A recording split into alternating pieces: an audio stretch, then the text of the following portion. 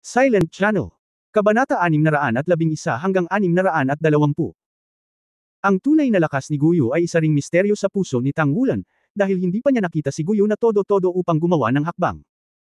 Noong araw na iyon sinabi sa kanya ni Guyu na ang kanyang mental na kapangyarihan ay umabot na sa Lingyuan Realm, at talagang naniwala si Tang Wulan. Si Guyu ay palaging may espesyal na ugali sa kanya, na nakaakit sa kanya at nagpatingin sa kanya sa ambon. Isang maliit na liwanag ng bituin ang lumiwanag mula sa kamay ni Ye Xinglan, at ito ay lumilitaw ng bahagya sa ilalim ng armor ng labanan, dahan-dahan itong dinala. Nakasuot ng battle armor, maliban sa pinakamahalagang core position sa dibdib, ang kanyang set ng battle armor ay karaniwang kumpleto. Si Ye Xinglan ay nagbibigay ng isang pakiramdam ng texture na parang isang Diyos na bumababa. Sa sandaling ito, ang kanyang buong pagkatao ay kasing lawak ng dagat ng mga bituin. Ang kaunting liwanag ng bituin ay lumiwanag mula sa armor ng labanan, at ang Star God Sword ay sumabog na may nakasisilaw na liwanag, at ang buong silid na nagniningning ng maliwanag. Dumaan ang mga ilaw ng bituin, na nahuhulog sa armor sa balikat, at ang mga hanay ng gabay ng kaluluwa na nakasulat ay nagsimulang unti-unting palalimin, isinulat, inukit, at iugnay. Ang misteryo ng Soul Guidance Array ay ang pinakamahalagang direksyon ng pananaliksik para sa mga gumagawa ng mecha. Kung mas komplikado ang Soul Guidance Array, mas mahirap itong gawin. Ang disenyo ni Guyu ng One-Word Battle Armor ay pinasadya para sa kanyang mga kaibigan, lalo na para kay Tang Wulan. Nang makita ang mga magagandang pattern na lumilitaw, naramdaman pa ni Tang Wulan ang dugo sa kanyang katawan na humihiling ng battle armor. Kung ikukumpara noong ginawa niya ang unang battle armor para sa kanya, halatang mas kalmado si Ye Xinglan sa oras na ito. Ang kanyang kaluluwa kapangyarihan ay condensed at hindi nakakalat. Kahit na siya ay patuloy na kumakain, ito ay palaging tama, at hindi siya nag-aaksaya ng kalahating punto. Sa ilalim ng malakas na kakayahan sa pagbawi ng kanyang sariling battle armor, naramdaman pa ni Tang Wulan na ang kanyang espiritong kapangyarihan ay hindi masyadong bumaba. Marami na talaga siyang pinagbuti, at kailangan niyang magsikap. Sa paglipas ng panahon, mas maraming gininto ang liwanag ang lumiwanag sa armor ng balikat, unti-unting kumukupaw sa bisig. Hindi tulad ng bisig, na may tatlong matutulis na talam, ang bisig ay mukhang mas madali, na may mga komplikadong pattern. Ang baluti sa balikat ay nakausli palabas, nahahati sa tatlong layer, at ang tatlong layer ay nagsasapawan, lumilitaw na hindi karaniwang makapal, at ang pinakalabas na layer ay ipinakita bilang scaly. Ang estilo ng pakikipaglaban ni Tang Wulan ay puro force-based at wild. Ang shoulder armor ay idinisenyo sa ganitong paraan upang matulungan siyang mas mahusay na makumplito ang banggaan. May isip na ang gayong tatlong layer na nakapatong na armor sa balikat, kasama ng sariling nakakatakot na kapangyarihan ni Tang Wulan, kung tumama ito sa isang kalaban, napakalaking mapanirang kapangyarihan ang ay dudulot nito. Si Tang Wulan mismo ay naramdaman ito ng malalim. Sa ibabaw ng shoulder armor, may mga malabong pattern ng dragon na lumilitaw. Sa ibabaw ng hugis brilyante na baluti, may mga linya ng tagaytay na nakausli, at ang mga kaliskis na lumitaw nang bitawan niya ang katawan ng gintong dragon. Eksaktong pareho. Handa. Jin-aiseng ni Ye Xinglan si Tang Wulan mula sa kanyang paglulubog gamit ang isang malinaw na inumin. Nabuhayan siya ng loob at matamang tumitig. Ang mga maliliit na bituin ay nagtipon, na nagpapailaw sa core ng Soul Guide Magic Array, at biglang naglabas ng maliwanag na liwanag ang lahat ng lugar, at ang malakas na pagbabago-bago ng enerhiya ay biglang sumabog. Humakbang si Tang Wulan at pumunta sa harapan ng battle armor. Ang kanyang kaliwang kamay ay gumawa ng dalawang tapik sa kanyang balikat at bisig, na tumusok sa balat, at dalawang dugo ang bumulwak, na nagspray lang sa armor ng labanan. Biglang, ang gintong kulay na ibinubuga ng sandata ng labanan ay naging iskarlata na ginto sa isang iglap. Mabilis na pinakilos ni Tang Wulan ang kapangyarihan ng dugo at kaluluwa, iginuhit ang kanyang kanang kamay, at kasabay nito, ang mga bituin sa likod ng kanyang kamay ay namumulaklak, na nagpakawala sa kanyang bisig. Ang hanay ng gabay ng kaluluwa ay umalangaw sa isa't isa, at ang armor ng balikat ay umuugong, pumailan lang sa hangin, direktang sumasakop sa kanyang mga balikat. Ang mga balikat na puno ng dugo ni Tang Wulan ay biglang bumagsak, at perpektong pinaghalo ang mga ito sa armor ng balikat at sa bisig. Ang baluti ay nakuhang muli, binalot, at binaliktad. Ang harap na dulo at ang bisig ay konektado sa isa't isa, at ang pagkakasya ay natapos sa isang iglap. Sumabog ang bloodline energy ni Tang Wulan, at ang kanyang soul power ay na-inject ng galit na galit. Ang metal ay nilikha niya, at isang pakiramdam ng koneksyon ng dugo ay lumitaw ng kusang, at ang kapangyarihan ng espiritu sa katawan ay nagsimulang mabaliw na mag-inject sa armor ng labanan, na kumukonekta sa bawat node. Lumiwanag ang mga kaliskis, at nagsimulang lumaki ang aura ni Tang Wulan kasama ng armor ng labanan. Tumayo si Ye Xinglan at tumingin kay Tang Wulan na ang buong kanang braso at balikat ay natatakpan ng armor, at lihim na tumanggo. Tapos na. Gamit ang isa pang battle armor, ang hininga ni Tang Wulan ay lalong humigpit. Noong una kong nakita si Tang Wulan, hindi siya nakita ni Ye Xinglan sa kanyang mga mata. Siya ay palaging may mga mata sa itaas kapag siya ay lumabas sa Shrek Academy. Ngunit sa kasunod na pakikipag-ugnayan, ang katatagan at kalupitan ni Tang Wulan ay nag-iwan ng malalim na impresyon sa kanya. Lalo na para maprotektahan ang mga kasama niya na hindi nagdalawang isip na harangin ang eksena sa harapan, tumatak ito ng malalim sa kanyang isipan. Ang gayong kasosyo, tulad ng isang kasamahan sa koponan, ay lubos na mapagkakatiwalaan at karapat-dapat na ibigay ang kanyang likod sa kanya. Unti-unting nagtagpo ang gintong liwanag. Iginalaw ni Tang Wulan ang kanyang mga braso at puno ng saya ang kanyang mukha. Kitang-kita niya ang explosive power na nakapaloob sa kanang braso niya. Gamit ang 5 daliri, lumabas ang mga Golden Dragon Claws, at ang Golden Dragon Claws at Hand Armor ay perpektong pinagsama. Kasabay nito, ito ay mukhang isang makinang pamatay, at hindi ito pinapayagan na hikayatin ang kapangyarihan ng kaluluwa. May 3 pulgadang gininto ang liwanag na sumisilip sa harapan ng Golden Dragon Claw. Ngayon, noong nakikipaglaban siya kay Ling Wuxi, umasa siya sa talas ng mga kuko ng Golden Dragon na hindi magagapi. Malubhang nasira ang battle armor ni Ling Wuxi, halos lahat ay salamat sa Golden Dragon Claw. Ang mapanira na mga special effect at mapanirang kapangyarihan ng Golden Dragon Claw ay patuloy na tumataas. Tumingin si Tang Wulan sa kanyang kaliwang kamay. Sa breakthrough ng Bloodline Seal ng Golden Dragon King, ang kanyang kanang braso, balikat, at harap na dibdib ay maaari na ngayong takpan ng kaliskis ng Golden Dragon King habang nilalabas ang Bloodline Power, at pagkatapos ay magkakaroon ng breakthrough. Kung ito ay, dapat itong nasa kaliwang kamay. Sa oras na iyon, ang mga kuko ng gintong dragon ay dapat ding lumitaw sa kanyang kaliwang kamay. Ang Golden Dragon Claw ay nagbago mula sa 1 hanggang 2, na talagang isang lukso sa lakas. Nagagawa na niya ngayon na masira ang ika-5 selyo, ngunit upang makabili ng mas maraming oras para sa kanyang sarili, hindi siya sabik na makalusot. Sa sandaling ito, sa pagtaas ng sandata ng labanan, muling lumitaw ang pagnanais para sa lakas, at halos hindi niya maiwasang bumalik at agad na masira ang selyo. Ano ang pakiramdam mo? Tanong ni Ye Xinglan. Hindi nagatubili si Tang Wulan na purihin, ang galing, ang perpekto. Ang liwanag ng bituin ay nagtatagpo, at ang sandata ng labanan ay direktang isinama sa katawan, at sa kapangyarihan ng dugo, ito ay tumira sa loob ng braso. Ito ang pinakamakapangyarihang aspeto ng Spirit Alloy Battle Armor. Kung gusto mong ipagpatuloy ang pagbuo ng pangalawang Battle Armor sa hinaharap, kailangan mo lang itong pagbutihin sa kasalukuyang batayan. At hindi na kailangang dalhin ito kasama ang gabay ng kaluluwa ng imbakan, ito ay direktang isinama sa sarili nito, at ang bilis ay maaaring maging mas mabilis kapag ito ay inilabas. Xinglan, salamat. Pagkatapos ay babalik muna ako. Sabi ni Tang Wulan. Sinabi ni Ye Xinglan, Wulan, okay lang ba si Guyu? Saglit na natigilan si Tang Wulan, at tumingin kay Ye Xinglan, may nahanap ka ba?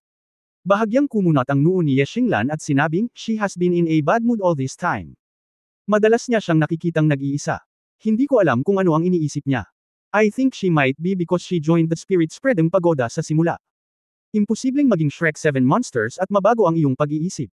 Kung mayroon kang oras na gumugol ng mas maraming oras sa kanya, maaari kaming gumugol ng mas maraming oras sa kanya, maaari kaming gumugol ng mas maraming oras sa kanya, maaari naming gugulin ang lahat ng oras sa kanya. Oo. Tumango si Tang Wulan at mahinang bamantong hininga, hindi ko alam kung anong meron sa kanya. Pero nangako siya sa akin na papapasukin siya sa inner courtyard kasama natin. Actually, paano naman ang Spirit Spreading Pagoda? Lahat ay palaging magtatapos sa hinaharap. Kahit nasaan man tayo, basta't naaalala natin ang pagkakaibigan ng isa't isa at ang proseso ng paglaki ng magkasama, hindi na mahalaga ang soul guidance ngayon, hindi na mahalaga ang soul guidance, hindi na mahalaga ngayon. Gawin mo ito, huwag kang mag-alala, kakausapin ko siya at tutulungan siya. Mabuti naman. Tumango si Ye Xinglan, ano ang tungkol sa iyo? Ano ang iyong mga plano para sa hinaharap? Mananatili ka ba sa Shrek magpakailanman? Umiling si Tang Wulan, marahil ay hindi. Gusto kong sumali sa hukbo sa hinaharap. Ito ang matagal ko ng ideya. Dapat akong pumunta pagkatapos kong magtapos mula sa panloob na patio. Sumali sa hukbo. Nagulat si Ye Xinglan kay Tang Wulan, narinig kong binanggit ito ni Lizzie, ngunit hindi ko inaasahan na totoo ito.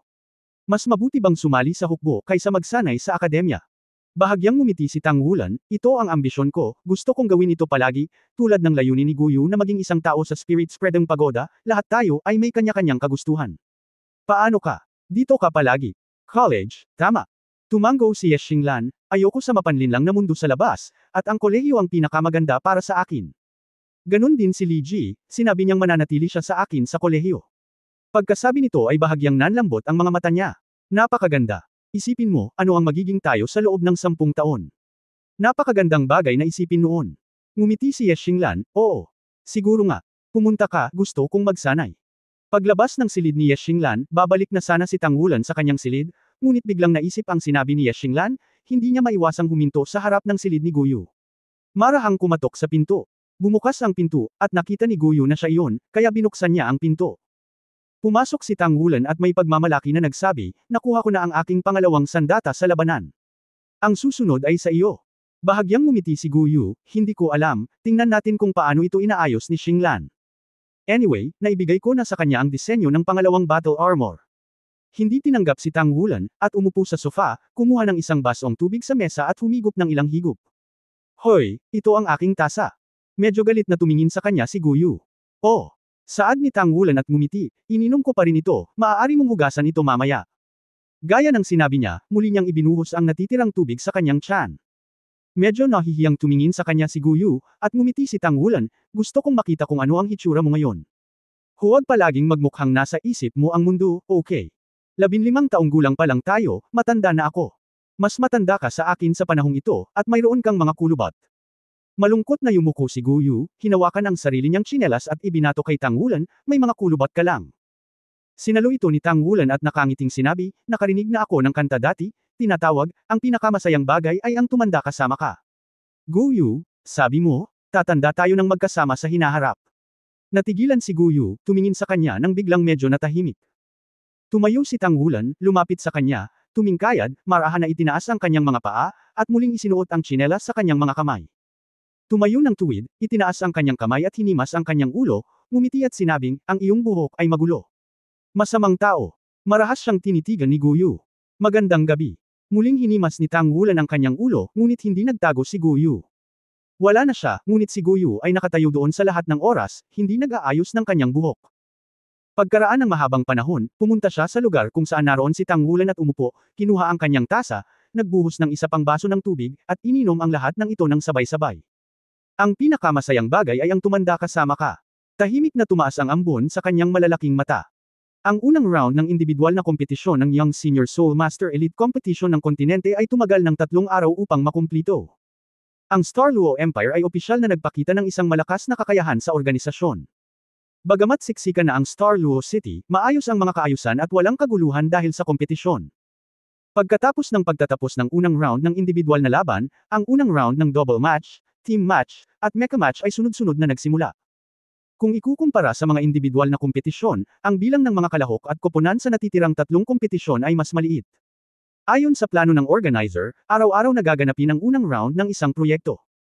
Mamaya, pagkatapos bumaba ang bilang ng mga kalahok sa elimination, makikita mo ang iba't ibang mga kompetisyon sa isang araw. Madaling araw, si Tang Wulan ay lumitaw nang nakakapreskong sa labas ng pinto ng kwarto ni Guyu, at hiniling na mag-almusal ng magkasama. Kung ikukumpara sa mga nakaraang araw, ang mukha ngayon ni Gu Yaqiao ay halatang nakangiti ng kaunti, tila nawala ang depresyon, at muling lumitaw ang hininga ng sikat ng araw. Habang kumakain ng almusal, patuloy na sumilip si Tang Wulan sa kanya. Anong tinitingin-tingin mo? Sinulyapan siya ni Gu Yubei. Ngumiti si Tang Wulan at sinabing, nakikita mong medyo naiiba ka ngayon. Nagsisisi ka bang hindi sumali sa individual na kompetisyon? Ngumuso si Guyu, ayokong makilala mo ako kung hindi ka kasali sa individual na kompetisyon. Kung makikilala mo ako, paano ka makikipagkompetensya para sa isang magandang lugar? So confident. Sinabi ni Tang Wulan na hindi kumbinsido, paano ka nakakasigurado na hindi kita matatalo? Bahagyang sinabi ni Guyu, lakas. Kung hindi mo tatanggapin, pag-usapan natin ito balang araw. Nakangiting sabi ni Tang Wulan. Kinagat ni Guyu ang kanyang mga labi sa panghahamak, ngunit may ngiti sa mga sulok ng kanyang bibig. Sa oras na ito, ang iba pang mga kaibigan ay dumating na rin sa restaurant. Umupo si Ye Xinglan sa tabi ni Guyu. Nang makita niya ang ngiti sa mukha ni Guyu, hindi niya maiwasang sumulyap kay Tang Wulan ng may matalim na tingin, ipinakita rin ang kanyang mukha. Isang mahinang ngiti. Ngayon ay 2-2, dapat mag-ingat ang lahat. Kahapon ay nakilala ko ang isang Soul King level na kalaban. Ang kabuuang lakas ng Soul Master sa Star Luo Empire ay mas malakas kaysa sa inaakala ko. Kumpiyansa na sinabi ni Xe, gaano man ito kalakas, wala itong silbi. Ang layunin natin sa labanan ng dalawang manlalaro ay ang kampyon. Sinulyapan siya ni Yuan Yahui, shut up. Sinabi ni Xe sa kahihiyan, tama ako, hindi ba ang layunin natin ay maging isang kampyon? Sinabi ni Yuan N, kahit na, hindi ka kwalipikadong sabihin iyon. Ang mahina ay hindi kwalipikadong magpakitang gilas. Si Xe ay mukhang hindi nakaimik, bakit ako mahina? Sinabi ni Yuan Yahui, sino ang matatalo mo? Itinuro ni Xe Fu si Shu Lizzie nang walang pag-aalinlangan, Lizzie. Dapat hindi ako matalo ni Lizzie, at malamang na hindi ako matalo ni Xiaoyan. Maaari ka pa bang maging mas mahusay? Kumpara sa Oiliari type Spirit Master at Full Control Spirit Master. Gusto talaga siyang sampilan ni Yuanan Yahui. Ngumiti si Xe, balang araw, magiging mas malakas ako kaysa sa iyo. Siguro lahat ay makakatagpo ng malalakas na manlalaro ngayon. Sa pamamagitan lamang ng pakikipaglaban sa malalakas na kalaban maipapakita ko ang aking tunay na lakas. Ngumisi si Yuanan Yahui. Sinabi ni Tang Wulan, ang uwak mo, huwag kang magsalita ng kahit ano mula ngayon. Sinabi ni Xe, Captain, hindi mo ba ako tinutulungan? Tingnan mo si Yuanan, masama ang tingin niya sa akin. Iritadong sinabi ni Tang Wulan, kung gayon, maaari mong gamitin ang iyong lakas upang patunayan na siya ay mali, kung hindi, huwag kang maging baluktot. Sa double match, maglalaro silang 8, magkapares sina Tang Wulan at Guyu, Yuanan Yahui at Xe, Xu Xiaoyan at Lezengyu, Ye Xinglan at Xu Lizi. Sa relatibong pagsasalita, sa 4 na pares ng mga kombinasyon, talagang imposibleng sabihin kung alin ang pinakamalakas. Kung tutusin, bihira silang maglaban sa 2-2. Ngunit sa simula, natalo ni Tang Wulan at Guyu sina Yuanan Yahui at Lezengyu. Sa makatuwid, sa kabuuan, ang kanilang kombinasyon ay ang pinakamalakas sa pangkalahatan. Lumabas sa hotel ang 8 tao at dumiretso sa venue ng kompetisyon.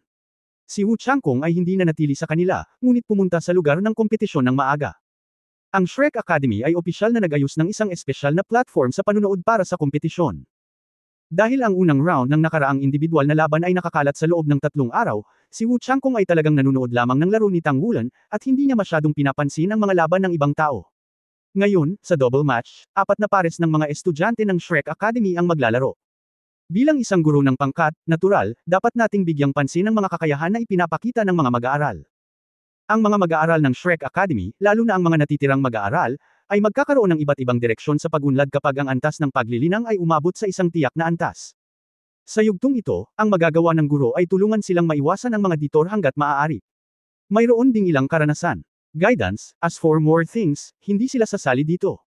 Ang individual na pagunlad at pagunlad sa pinakaangkop na direksyon ay ang paraan upang linangin ang tunay na natatanging mga masters ng espiritu at mga master ng armor. Sa makatuwid, bihira silang ituro ni Wu Changkong ngayon, at mas madalas na tinutulungan silang itama ang kanilang mga pagkukulang pagkatapos matuklasan ang kanilang mga pagkukulang sa aktwal na labanan. Pagpasok sa contestant channel, naglakad si Tang Wulan kasama ang kanyang mga kaibigan. Bagamat nasaksihan ng maraming tao ang kanyang kagilahil-alas na eksena ng pagkatalo sa Soul King sa unang araw ng laro, dahil masyadong maikli ang oras at lumipas ang ilang araw, walang madla o ibang manlalaro ang nakapansin sa kanya. Ang mga manlalaro ay may espesyal na waiting area. Pagdating nila sa waiting area, walang mauupuan. Walang magawa ang 8 kundi humanap ng sulok na tatayuan at hintayin ang pagdating ng kanilang laro. Tumayo doon si Tang Wulan at tumingin sa mga manlalarong naghihintay na maglaro sa waiting area. Ito ang edad na kinakailangan para sa kompetisyon na wala pang 20 taong gulang. Sa pagtingin sa paligid, karamihan sa mga kalahok ay hindi bababa sa 18 taong gulang. Ang ilang mga tao ay nasa sabik at sabik na subukan, ang ilan ay kinakabahan sa parehong mga kamay at kamao, at ang ilan ay nakaupo doon ng mahinahon at mahinahon habang nakapikit. Ang antas ng kakayahan ng mga manlalaro ay maaaring maramdaman mula sa kanilang hitsura. Ang larangan ng paglalaro ng dobleng laban ay mas malaki kaysa sa nag-iisang laban. Ang Xingluo Stadium ay maaaring humawak ng 15 laban sa parehong oras.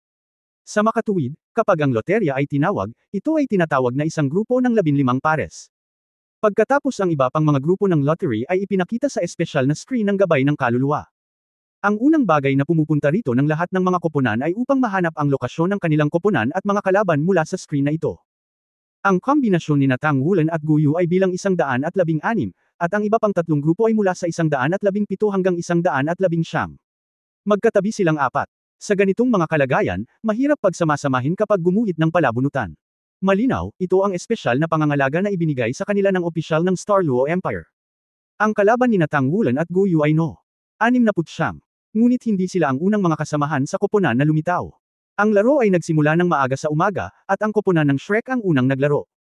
Si Yuanan Yahui at Xe iyon. Hintayin mo kaming bumalik na may tagumpay. Pinisil ni Xe ang kanyang mga kamao. Galit na binigyan siya ni Yuanan Yahui, go. Mag-usap tayo kung manalo ka. Nang makita ang walang magawang tingin ni Xe, lahat ay hindi napigil ang mapangiti. Alam ng lahat na si Xe ay may gusto kay Yuanan, ngunit si Yuanan ay talagang hindi nagpakita ng mga salita sa kanya. Ang relasyon sa pagitan ng dalawa ay palaging nananatili sa isang maislan na estado. Sa pagkakataong ito sa double match group, hindi ko alam kung sinasadya ni Wu Changkong, ngunit inilagay silang dalawa sa isang grupo. Ang kombinasyon ng strong attack at mean attack ay hindi nangangahulugang ang pinakaklasiko sa 2-on-2. Nauna si Yuan Yahui, nakasuot pa rin siya ng panlalaking damit ngayon, at malapit na sumunod si XCXC sa likuran. Yuan, paano tayo lalaban mamaya? Medyo nasa sabik na tanong ni XCXC. Nang maisipan niyang lumaban kasama si Yuan, sabik na siyang sumubok. Sumulyap si Yuan sa kanya, huwag mo akong pigilan. Biglang nagalit si XCXC, ganun ba ako kaina? Meron. Habang nag-uusap ay nakarating na sila sa malaking stadium. Napakalawak ng interior ng Xingluo Stadium, at parang hindi mo makikita ang gilid sa isang sulyap. Si XCXC ay tumalon sa tagay ng mga manunood na parang tsunami. Sa patnubay ng mga tauhan, dumating sila sa entablado kung saan sila nag-drawing. Naghihintay na sa stage ang kalaban nila. Pareho silang lalaki at babae, at lahat sila ay mukhang mga 20 taong gulang, halatang mas mature kaysa kina Yuan Yahui at XCXC. Hindi mo dapat sinasadyang patayin ang iyong kalaban sa panahon ng laro. Walang meka na pinahihintulutan. Pagkatapos umamin ng pagkatalo ng isang partido, ang kabilang partido ay hindi dapat magpatuloy sa pag-atake. Kapag natukoy ko na ang laban ay nag-time, ang laban ay tatapusin. Inihayag ng referee ang mga simpleng patakaran ng laro. Walang duda na ang kompetisyon na ito sa Star Luo Empire ay mas maluwag sa mga tuntunin ng mga tuntunin kaysa sa ilang mga kompetisyon ng Soul Master sa Daoluo Continent. Ito ay para mas mailabas ang combat power ng mga contestant, pero medyo delikado ito. Ang pakikipagtalik ay tataas din ng malaki. Naglakad si Yuan Yahui sa harapan, at si XCXC ay tumabi sa kanya, nakatingin sa kanyang kalaban. Parang magkapatid ang mga kalaban nila, magkamukha sila, parehong katamtaman ang itsura at huminga ng malalim. Hindi nagpaliwanag si Yuan Yahui kay XCXC, bumulong si XCXC sa kanyang tainga, ang kalaban ay dapat na napakahusay na makipagtulungan. Makikipagtulungan ako sa iyo mamaya. Sa pagkakataong ito, sa wakas ay hindi na siya pinabulaanan ni Yuan, ngunit tumanggo lamang ito nang hindi mahahalata. Magsisimula na ang laro. Inihayag ng referee, at opisyal na nagsimula ang unang 2-on-2 double match ng Shrek Team. Sa gitna ng dalawang kalaban, ang binata ay humakbang pasulong, ang kanyang katawan ay kumikislap, at 4 na bilog ng spirit ring ang bumangon mula sa ilalim ng kanyang mga paa, 2 dilaw at 2 purple, napaka-standard na 4 na spirit ring. Kasabay nito ang mabilis na pagbabago ng kanyang katawan. Ang katawan na orihinal na mukhang napaka-ordinaryo ay biglang umangat, at sa isang iglap, ito ay naging isang higanteng mahigit 3 metro ang taas, na may nakaumbok na kalamnan at kayumangging buhok na tumubo, at ang buong katawan ay puno ng kapangyarihan. Bear 1. Ito ay dapat na isang Ironback Bear. Sina XCXC at Yuan Yahui ay parehong nangungunang estudyante sa Shrek Academy, at natural na nakilala nila ang sitwasyon ng martial arts ng isa't isa sa isang sulyap. Ang babaeng nasa likod ng Ironback Soul Bear Spirit Master ay naglabas din ng kanyang martial soul, 2 dilaw, 2 purple at 4 na spirit ring. Ang maputlang dilaw na buhok ay lumaki, ngunit ang kanyang katawan ay hindi lumaki, ngunit ang kanyang mga mata ay medyo nanlaki, sa kanyang likuran. May mahabang buntot. Kakaiba, lahat ng 4 na spirit ring niya ay nakapulupot sa buntot. Anong klaseng martial soul ito? Biglang nagulat sina XCXC at Yuan Yahui saglit, at hindi nila agad nakilala ang diwa ng martial arts.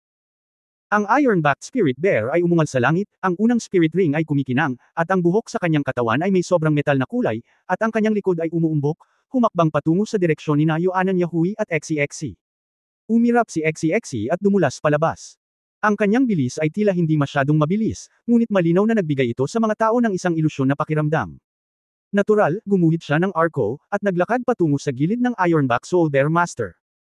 Sa sandaling ito, ang babaeng Soul Master na may mahabang buntot ay biglang nagpakawalan ng isang matamis na ngiti, naramdaman lamang ni XCXC ang isang bahagyang ulap sa kanyang isipan, at bigla siyang kumain sa ilalim ng kanyang mga paa. Ang may bakal na espiritong tagapagdala at ang mahabang buntot na espiritong guro ay halatang tahimik na nagtutulungan. Ang kanyang figure ay kumikislap, biglang bumilis, at sa isang napakabilis na bilis na ganap na hindi naaayon sa kanyang figure, hinampos niya si XCXC, na hindi lang malayo sa kanyang tabi. Ang pagbabagong ito ay napakabigla, walang alinlangan, ang Longtail Spirit Master ay isang Control Type War Spirit Master. Bagamat nakalakad na si Yuan Yahui sa direksyong ito, maliwanag na huli na para iligtas si XCXC sa mga tuntunin ng distansya at oras. Sa pagtingin sa kanyang hitsura, hindi niya sinasadya na iligtas siya, at ang air cannon ay hindi pa handang pakawalan. Si XCXC ay matamlay at pasuray-suray. Nakarating na sa kanya ang Ironback Spirit Bear Master, bumagsak ang kanyang balikat, at hinampes siya nito. Kitang-kita na sa oras na matamaan siya ay parang bato ang mga kalamnan sa kanyang balikat. Pindutin ito. Pagkakita, nagkapatong ang dalawang figure. Ngunit sa sandaling ito, isang kakaibang eksena ang lumitaw. Si XCXC, na tinamaan ng Ironback Soul Bear Master, ay parang walang buto, kamakaway, at pagkatapos ay dumaan na parang welcome. Sa sandaling ito lamang bumangon ang 4 na singsing ng espiritu mula sa ilalim ng kanyang mga paa. Napahawak sa kanyang kamay ang Guanglong Dagger, hindi alam ng kanyang orihinal na nakangiting mukha kung kailan ito naging malamig. Nang makita ng Ironback Spirit Bearer ang kanyang mga mata, isang masamang premonition ang agad na bumangon sa kanyang puso. Si Xie, na umiindayog, ay isang iglap lang, at pumunta siya sa gilid, na parang multo, at sinaksak ng backhand ang magaan na sandang ng dragon sa kilikili ng Ironback Spirit Master. Ito ay tila simple, ngunit ito ay hindi kapani-paniwalang mabilis, tulad ng umaagos na tubig.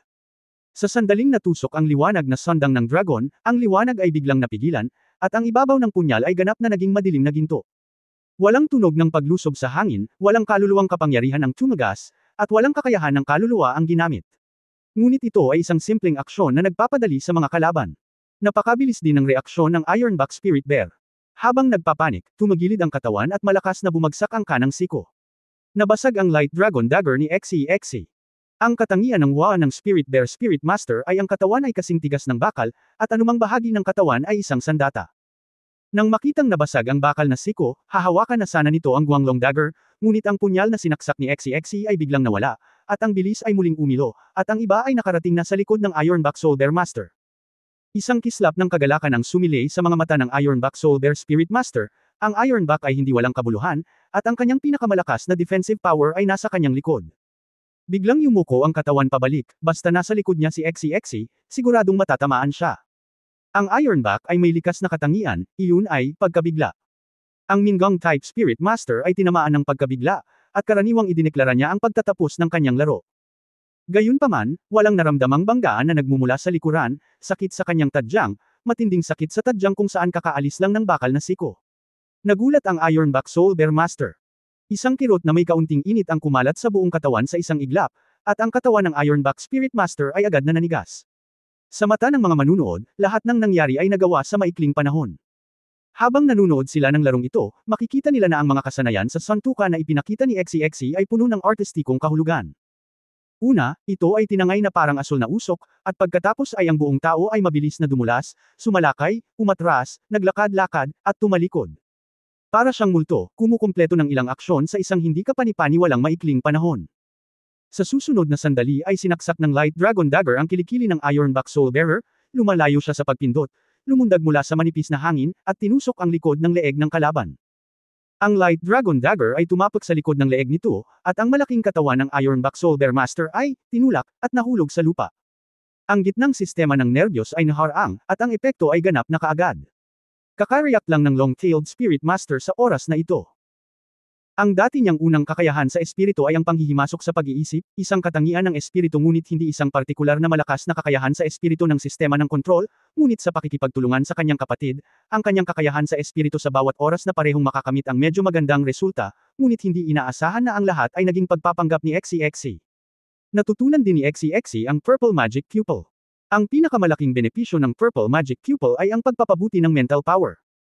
Sa makatuwid, bagamat siya ay nabalisa, siya ay nakabawi lamang sa isang iglap, at ang kakayahan sa reaksyon ng sensitibong uri ng espiritong master ay hindi kailanman naging walang duda tungkol dito. Nagkaroon ng pagsabog sa hangin, hindi man lang nag-transform si Yuanan, at ang pangalawang spirit ability na Air Cannon ay pinakawalan sa kawalan. Dumiretso sa Long-Tailed Soul Master. Pinitik ng Long-Tailed Soul Master ang kanyang malaking buntot, at isang haloang namukadkad, sinusubukang pigilan ang Air Cannon. Gayunpaman, ang kontrol ni Yuanan sa Air Cannon ay napakadaling pigilan. Ang Air Cannon, na mukhang kasing laki lamang ng isang kamao, ay sumabog sa lakas ng isang nakapirming shell na ginagabayan ng kaluluwa. Sa gitna ng marahas na dagandong, ang control type na Soul Master ay napabuga ng hangin at direktang nahimatay. Mula sa simula hanggang sa katapusan ng laro, mabagal ang pagsasalita, ito ay talagang nasa pagitan ng 4 o 5 paghinga. Ganon din ang pang-4 na ring, 4 na contestants, pero nakakaloka ang resulta. Sa rostrum, matagal nang pinapanood ng Star Luo Empire ang larong ito. Hindi alam ng audience ang mga detalye ni Yuanan Yahui at Xie, ngunit alam na alam ito ng opisyal. Kamahalan, talagang kakaiba ang dalawang kabataang ito mula sa Shrek Academy. Isang matandang lalaki ang bumulong kay Emperor Dai Tianling ng Star Luo Empire. Bahagyang tumango si Dai Tianling, paano yan kumpara sa mga estudyante sa ating Monster Academy? Bahagyang kumunat ang noo ng matanda, kung magkasing edad lang, baka mahirap sabihin. Sumulyap si Dai Tianling sa kanya, at batay sa kanyang pag-unawa sa taong ito, ang pagsasabi nito ay nangangahulugan na hindi siya optimistiko sa kanyang panig. Ang sabi ng matanda, ngunit ang kompetisyong ito ay nakabatay sa limitasyon ng edad na 20 taong gulang. Walang problema sa pagkatalo sa kanila. Ipagpatuloy lang ang pagmamasid at pagmasdan ang kanilang sitwasyon. Ngayon pa lang, makikita mo na ang maliksi na sistema ng pag-atake. Ang Soul Master ay dapat ang pinuno ng 2 taong koponan.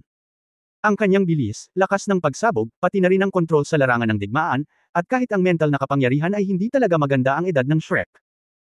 Henyo upang maabot ang ganoong antas, gayunpaman, bilang karagdagan sa mga ito, siya ay kulang sa mga kinakailangang katangian ng isang makapangyarihang Panginoon ng kaluluwa. Iyon ay, patuloy na obserbahan kung ang kanyang martial soul ay may higit na kakayahan. Bahagyang ngumiti si Dai Tianling at sinabing, sa pagkakataong ito ay inaanyayahan namin ang Shrek Academy na lumahok sa kompetisyong ito, para lamang magbigay ng kulay sa kompetisyon. Kung siguradong matatalo sila ng ating mga tao sa huli, ang publisidad ay dapat isagawa ng maaga. Tutal, Daoluo Continental Shrek Academy ang reputasyon ay napakalaki pa rin. Kung hindi tayo sigurado sa tagumpay sa huli, dapat kontrolin ang propaganda ng ating henerasyon upang hindi mo masira ang tiwala ng ating henerasyon. Oo. Bumaba ng entablado sina XEXE at Yuanan Yahui, ang mabagsik na ekspresyon ni XEXE sa nakaraang laban ay nawala ng walang bakas, ang kanyang dibdib ay tumuwid, at ang kanyang ekspresyon ay matagumpay. Kung maglakad ka ng bongga, bugbugin kita.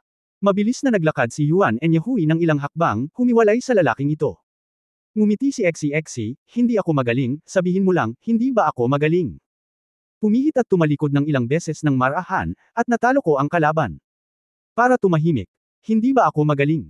Hindi mo ba malinaw na nakita kung gaano ako kagwapo ngayon? Biglang tumalikod si Yuan and Yahui at tinamaan ng suntok ang tiyan ni XEXE, nilunod ang pagmamayabang ng lalaki sa kanyang lalamunan. Pagkatapos ay naglakad siya patungo sa waiting area para sa mga kalahok. Isang malabong ngiti ang sumilay sa kanyang mukha, talagang lumakas siya. Maraming malalaking screen sa waiting area, lahat ng 15 screen ay nag-broadcast ng nakaraang laro. Nang magkasunod na bumalik sina XEXE at Yuanan Yahui, ang mga ekspresyon ng mga manlalarong naghihintay na makipagkumpetensya dito ay lubos na nag-iba. Sa 15 laro sa round na ito, ang kanilang oras para tapusin ang larong ito ang pinakamabilis. Ang super close combat skills ni XEXE ay talagang nakakagulat. Lalo na, hindi man lang siya gumamit ng soul ability sa laro, kaya nasolve niya ang isang power attack type soul master ng parehong cultivation level. Maaaring makita ng sinumang may matalinong mata na kahit na ang Ironback Spirit Bear Master ay hindi ganap na gumamit ng kanyang lakas, ito ay direktang nauugnay sa personal na kapangyarihan ng opens iba ni XEXE, at ang ganoong uri ng kasanayan mismo ay hindi na mas mahina kaysa sa kakayahan ng espiritu. Iniunat ni Tang Wulan ang kanyang kamay, nag-high five silang dalawa ni XEXE para magdiwang, ngunit hindi na siya nang ahas na magsabi ng kahit anong mas bongga. May masungit na mukha, cool na tingnan. Sinulyapan ni Tang Wulan ang rangkang ng laro. Sa susunod na round, maglalaro din sila ni Guyu. Hinawakan niya si Guyu sa tabi niya gamit ang kanyang balikat, kinakabahan ako, ano ang dapat kong gawin? Kinakabahan ka ba? Kumaibot ang sulok ng bibig ni Guyu, huwag kang manggulo. Sinabi ni Tang Wulan, talagang kinakabahan ako. Paano kung makatagpo tayo ng isang napakalakas na kalaban? Habang nagkukwento ay sinadya din niyang magpanggap na kinakabahan. Tahimik siyang kinurot ni Guyu, paano kung mukha kang kapitan? Ngumiti si Tang Wulan at sinabing, kung gayon, kinakabahan ka ba? Walang pakialam na sinabi ni Guyu, kung gusto mo, hahampasin kita ng 2 pa. 3 laban sa 1. Hindi ito magagawa. Hindi ito pinapayagan ng mga patakaran. Hindi mo ito magagawa sa akin. Bulong ni Tang Wulan. Captain, hindi na ako makatiis. Kinagat ni Xu Xiaoyan ang kanyang mga labi. Tumulong si Le Zhengguo, ibig sabihin, seryoso ka. Ngumiti si Tang Wulan, sa isang kahulugan, magkakaroon tayo ng pagkakataong matugunan ito sa lalong madaling panahon. Galit na sabi ni Le Zhengguo, ikaw ay isang banta. Sasabihin ko kay Teacher Wu. Sige po. Hindi tulad ng kanilang nakaka-relax na atmosphere, ang mga super performance ni na XEXE at Yuanan Yahui ay napapansin din ng maraming tao sa kanilang paligid ang kanilang maliit na team.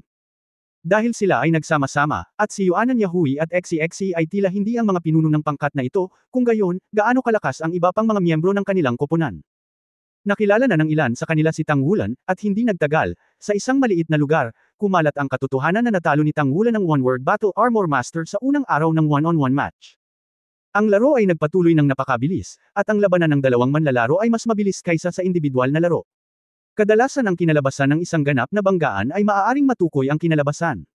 Oras na para maglaro sina Tang Wulan at Guyu. Magkatabing naglakad ang dalawa at naglakad sa may aisle papunta sa playing field. Naramdaman ang mainit na kapaligiran sa court, sinabi ni Tang Wulan kay Guyu, ang kapaligiran sa Star Luo Empire ay talagang maganda. Kung ikukumpara sa atin, ito ay tila masyadong procedural at standardized. Minsan, ang pakikipaglaban ay nangangailangan ng passion. Mag-iisa na lang ako saglit, at bibigyan mo ako ng sabog mula sa likuran. Kung hindi ko magawa, babalik ka. Ngumiti si Tang Wulan kay Guyu. Sumulyap si Guyu sa kanya, anong ginagawa mo? Ngumiti si Tang Wulan at sinabi, natatakot akong mapagod ka. Paano kung masama ang pakiramdam mo pagkatapos mong mapagod? Kung masama ka, madali kang tatanda. Bagamat magkakasama tayong tatanda sa hinaharap, dahan-dahan tayong tatanda. Ang punto ay palaging mabuti. Matanda ka na. Hindi mapigilan ni Guyu na ngumiti, ngunit may bakas ng init sa kanyang mga mata. Sa stage, dumating na ang kalaban nila. Inilagay ni Meng Xiaoran ang kanyang mga kamay sa kanyang mga bulsa, ikiling ang kanyang ulo, at tumingin sa kalaban na umakyat sa entablado. Medyo nagulat siya, pero medyo mapanglait din. Ang immature look sa mukha ng kabilang partido ay halatang hindi maliit na agwat mula sa edad na 20. Sa ilalim ng 20 taong gulang, ang sitwasyon ng Soul Master para sa bawat karagdagang taon ng paglilinang ay ganap na naiiba. Maraming mga tao ang pumupunta upang makipagkumpetensya sa murang edad, ngunit sila ay mas para sa pagsasanay at paghahanda para sa kompetisyon sa hinaharap. Noon, nagawa na niya ito noon, at ngayon ay sobrang kontento na siya habang kaharap ang gayong kalaban ng may paghamak. Ipadala sila sa 1 minuto, o hindi, kalahating minuto. Sabi ni Meng Xiaoran sa kanyang kasama. DA rolled her eyes, mayabang ka, paano mo malalaman na hindi malakas ang mga tao? Nagkibit balikat si Meng Xiaoran, kailangan pa ba itong itanong? Tingnan mo ang edad nila, at most they are 16 na or 7 years old. Baka malapit na tayong mag 20 years old. Sa anumang paraan, hindi tayo natalo. Dahilan. Napakagwapo ng batang iyon. Hinawakan ni DA ang kanyang mukha sa magkabilang kamay, nakatingin sa matangkad, gwapong batang lalaki na may malalaking malinaw na mga mata sa kabaligtaran, at hindi maiwasang makaramdam ng kaunting emosyonal. Hoy, ang focus mo. Pwede bang tumigil ka na sa pagiging nympho? Si Meng Xiaoran ay nagtatampo na lumingon at hinarangan ang paningin ni DA. Iwasan kita. Lumipad si DA at sinipa siya sa isang tabi, wala akong pakialam, mamaya lalaban ako, ang gwapo niya talaga. Wala akong mahanap na pagkukulang sa kanya. Maaraw at gwapo. Matangkad. Kung mas malakas ang lakas, siya ang magiging Prince Charming. Nanto. Sabi ni Meng Xiaoran sa galit na boses, ngunit hindi naglakas loob na umakyat at harangin ang kanyang paningin. Kung mababaliw ang babaeng ito ay isang napakakahilahilakbot na bagay. Umakyat na sa entablado ang referee at inihayag ang mga patakaran ng laro. Nanguna si DA sa paglalakad papunta sa gitna ng venue. Napatingin si Tang Wulan sa babaeng dumaan ng may pagtataka, hindi ba ito magiging kompetisyon? Bakit hindi siya dumating bago niya ipahayag ang simula? Hoy, anong pangalan mo? Tumingin si DA kay Tang Wulan na may nagniningning na mga mata. Saglit na natigilan si Tang Wulan, at itinuro ang kanyang ilong, ako. Oo, ikaw yan. Ano ang pangalan mo, kapatid, ilang taon na ba ito? May girlfriend ka na ba? Excited na tanong ni DA. Bumalik ka sa iyong posisyon, magsisimula na ang laro. Ito ang Mainland Young Senior Soul Master Elite Competition, hindi isang blind date meeting. Walang humpay na saway ng referee. Okay, I see. Little handsome guy, what is your name? Sabihin mo sa akin dali. Patuloy na tanong ni DA. Hindi ko sasabihin sa iyo hanggat hindi ako nananalo. Nakangiting sabi ni Tang Wulan. Wow, ang sarap mong ngumiti. Referee, bumalik ka kaagad, o iaanunsyo kang isuko ang laro. Hindi na nakatiis si Meng Xiaoran, at mabilis na tumakbo, hinayla si DA at tumakbo pabalik. Nakakatawa din si Tang Wulan sa kanyang puso, at ito ang unang pagkakataon na nagkita ang gayong kalaban. Hindi niya maiwasang lumingon at ngumiti kay Guyu, nakikita ko, napakasarap ng ating kalaban. Mahina na sinabi ni Guyu, bigyan ka ng 1 minuto, kikilos ako kung hindi ko malutas ang kalaban. Huwag mong sabihin sa kanya ang iyong pangalan. Oo, boss, nakangiting sabi ni Tang Wulan. Sa wakas ay hinayla ni Meng Xiaoran si DA pabalik sa kanilang sariling lugar, at ang referee ay tumigil ng walang pag-aalinlangan, magsisimula na ang laro. Sa sandaling marinig niya ang simula ng laro, si Meng Xiaoran ay naunang sumugod palabas. Hindi niya talaga matiis si DA. Gumawa tayo ng mabilis na desisyon. Napakabilis ng kanyang bilis, at kasabay ng paglipad niya palabas, naghiwalay ang isang pares ng pakpak sa kanyang likuran. Ang kanyang mga pakpak ay hindi mukhang malaki, at siya ay tila hindi masyadong malakas na kakayahang lumipad, ngunit pagkatapos lumipad, ang mga pakpak ay kumalat at siya ay dumausdad sa kanyang katawan nang walang anumang problema. 2 dilaw at 2 lila, 4 na singsing ng espiritu. Sa paglabas ni Juan, mabilis na naging makulay ang kanyang buhok. Gintong pheasant. Ito ang kanyang martial soul. Isang napaka-espesyal na uri ng maliksi na pag-atake ng martial spirit, ang espesyal na lugar nito ay ang kanyang pag-atake ay nagmumula sa kanyang sariling mga balahibo. Bukod dito, ang mga balahibo ng manok na may iba't ibang kulay ay may iba't ibang epekto. Para sa 4 na spirit ring, mayroong 4 na kulay ng balahibo sa kanyang katawan, ito ay pula, asol, dilaw at asol. Sa sandaling iniunat niya ang kanyang mga kamay, ang 2 pulang balahibo ay nahulog na sa kanyang mga palad, at ang unang dilaw na singsing na espiritu sa kanyang katawan ay pinakawalan ng may liwanag. Sa isang pitik ng dalawang kamay, lumipad ang dalawang balahibo sa direksyon ni Tang Wulan at Guyu. Ang mga balahibo ay lumipad sa himpapawid, mabilis na naging dalawang ibong apoy, ibinuka ang kanilang mga pakpak, at agad na lumipad sa kanila na may sumisipol. Hoy, sabi ko magdahan-dahan ka ng konti. DA chased up mula sa likod hindi nasisiyahan. Nakuha ni Tang Wulan ang isang minutong kahilingan ni Guyu, at agad siyang tumakbo palabas. Dalawang gintong singsing na espiritu ang tumaas, at ang unang singsing ng espiritu ay kumikislap. Katawan ng gintong dragon. Natakpan ng mga gintong kaliskis ang buong katawan, ang mga kuko ng gintong dragon ay namumulaklak sa kanyang kanang braso, nakaharap sa dalawang ibong apoy, wala siyang balak na umiwas man lang. Hoy, ang gininto ang singsing ng espiritu ay napakahusay. Hindi napigilan ni DA na mapasigaw nang makita niya ang dalawang gintong singsing na espiritu sa katawan ni Tang Wulan. Nagulat din si Meng Xiaoran. Ang kawalan ng katiyakan ng kalaban ay palaging ang pinaka-nakakatakot na bahagi ng laro. Ano ang gintong espiritong singsing? Ang mga kuko ng gintong dragon ay hinugot mula sa manipis na hangin, at ang dulo ng kuko ay ginto. Ang dalawang ibong apoy ay direktang napunit.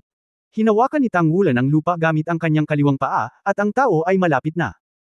Dalawang asul na balahibo ang lumipad palabas, ang dating naglalagablab na init ay naging matinding lamig, at ang dalawang balahibo ay naging dalawang ibon ng yelo sa hangin, at dumiretso sa Tang Wulan na may hininga ng matinding lamig. Kawili-wili, dalawahang katangian ng yelo at apoy. Hindi elemental control, dapat may kinalaman ito sa martial soul niya. Kumaway ang parehong Golden Dragon Claws, at nabasag ang Ice Bird. Kung ikukumpara sa mga nakaraang Firebird, ang mga Ice Bird ay nasa salat at husay, hindi lamang mga pag-atake ng katangian, kundi pati na rin ang mga pag-atake ng pisikal na katangian. Ang lakas ng pag-atake ay halatang mas malakas kaysa sa Firebird.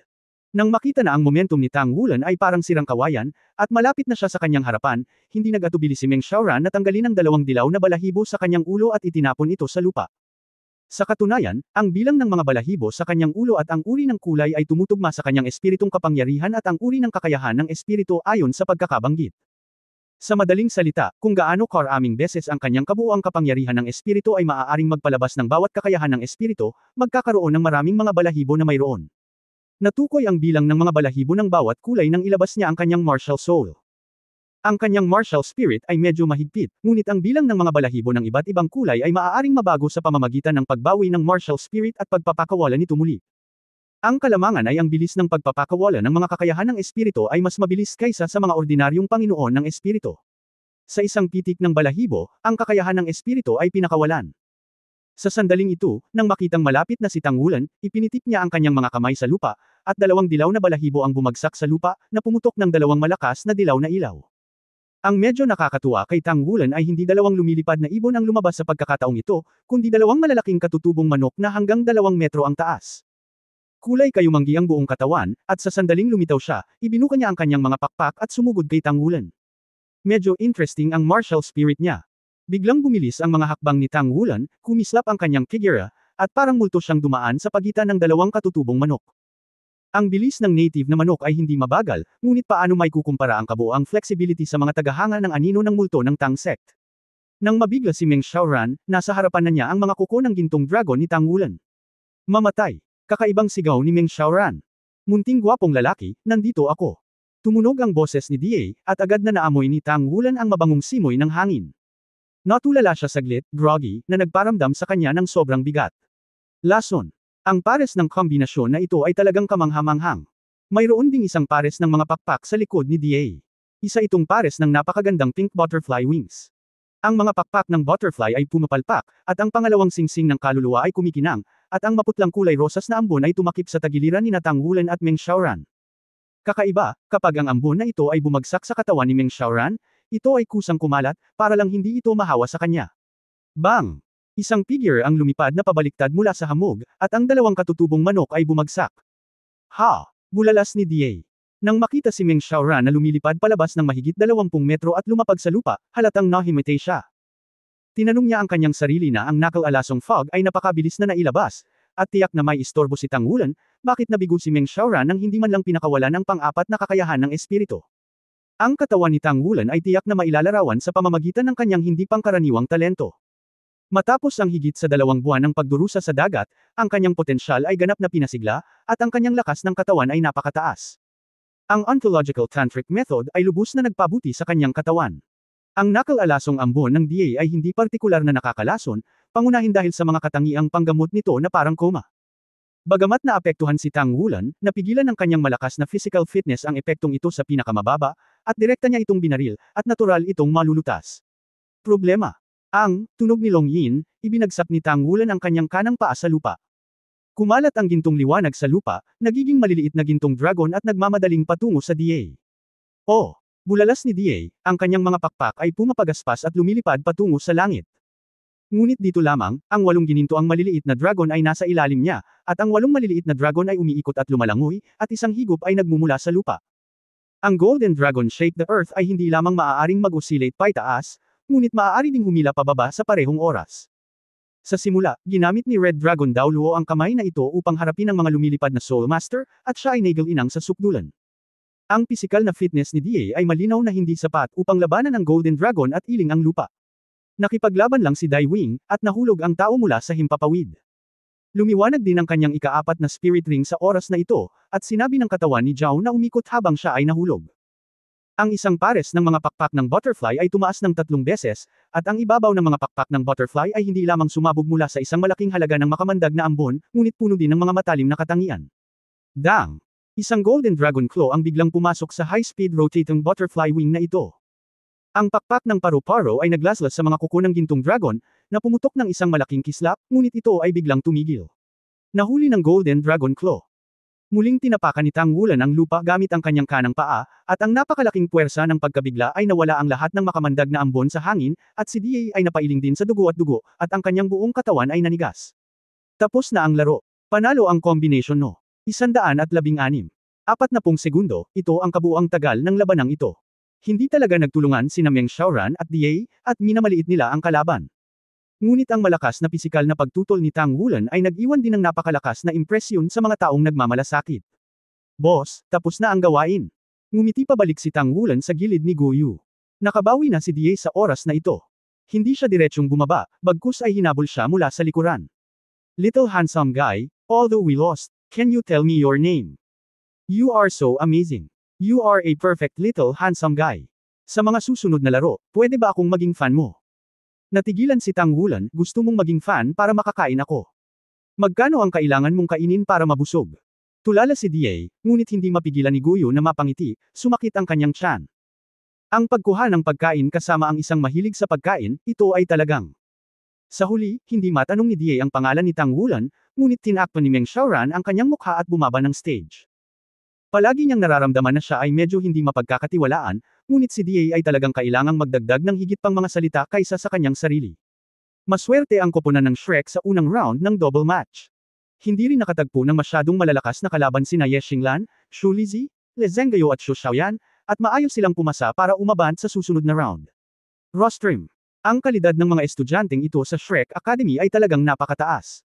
Talagang karapat-dapat itong maging no. Isang academy sa Daoluo Continent. Lumabas ba ang mga resulta ng pagsusuri ng data? Tanong ni Dai Tianling. Nakalabas na ito. Kung ihahambing sa kanilang pagganap sa mga nakaraang laban at mga individual na laban. Ang pinakamalakas ay ang kanilang kapitan na si Tang Wulan.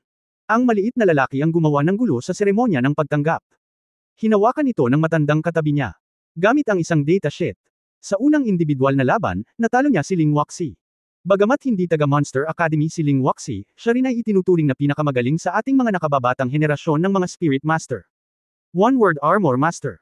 Tinatalo ba nitong si Tang Wulan ang One Character Fighting Armor Master? Biglang nakaramdam ng kakaiba si Dai Tianling, maganda ang malikot na mata ng kanyang anak. Oo, pinanood kong mabuti ang video. Ang Tang Wulan na ito ay may maraming aktwal na karanasan sa pakikipaglaban, ngunit dahil bata pa siya at wala pang cultivation base, kulang siya sa battle armor. Ngunit nang harapin ng Battle Armor Master, ang Ling Waxi na kanyang napigilan ay hindi nagawang magbigay ng buong laro sa superiority ng Battle Armor, at sa parehong oras ay nagpakita ng lakas ng pagsabog ni Waxi mula sa labanang ito. Ang lakas at lakas ng pag-atake ni Tang Wulan ay napakalakas, malayong super ordinary 4-ringed Spirit Master ang kanyang physical fitness ay dapat na napaka-espesyal para sa kanyang Golden Spirit Ring, hindi natin alam kung ano ang nangyayari sa ngayon, ngunit tiyak na hindi ito ang maalamat na Million Year Spirit Ring. Ngumiti si Dai Tianling at sinabing, kawili-wiling batang lalaki. Ang Shrek Academy ay talagang lugar para sa mga halimaw. Pagmasdan ang kanyang mga laro. Sa unang pagkakataon, naramdaman niyang parang may katwiran ng kalokohan ng kanyang anak.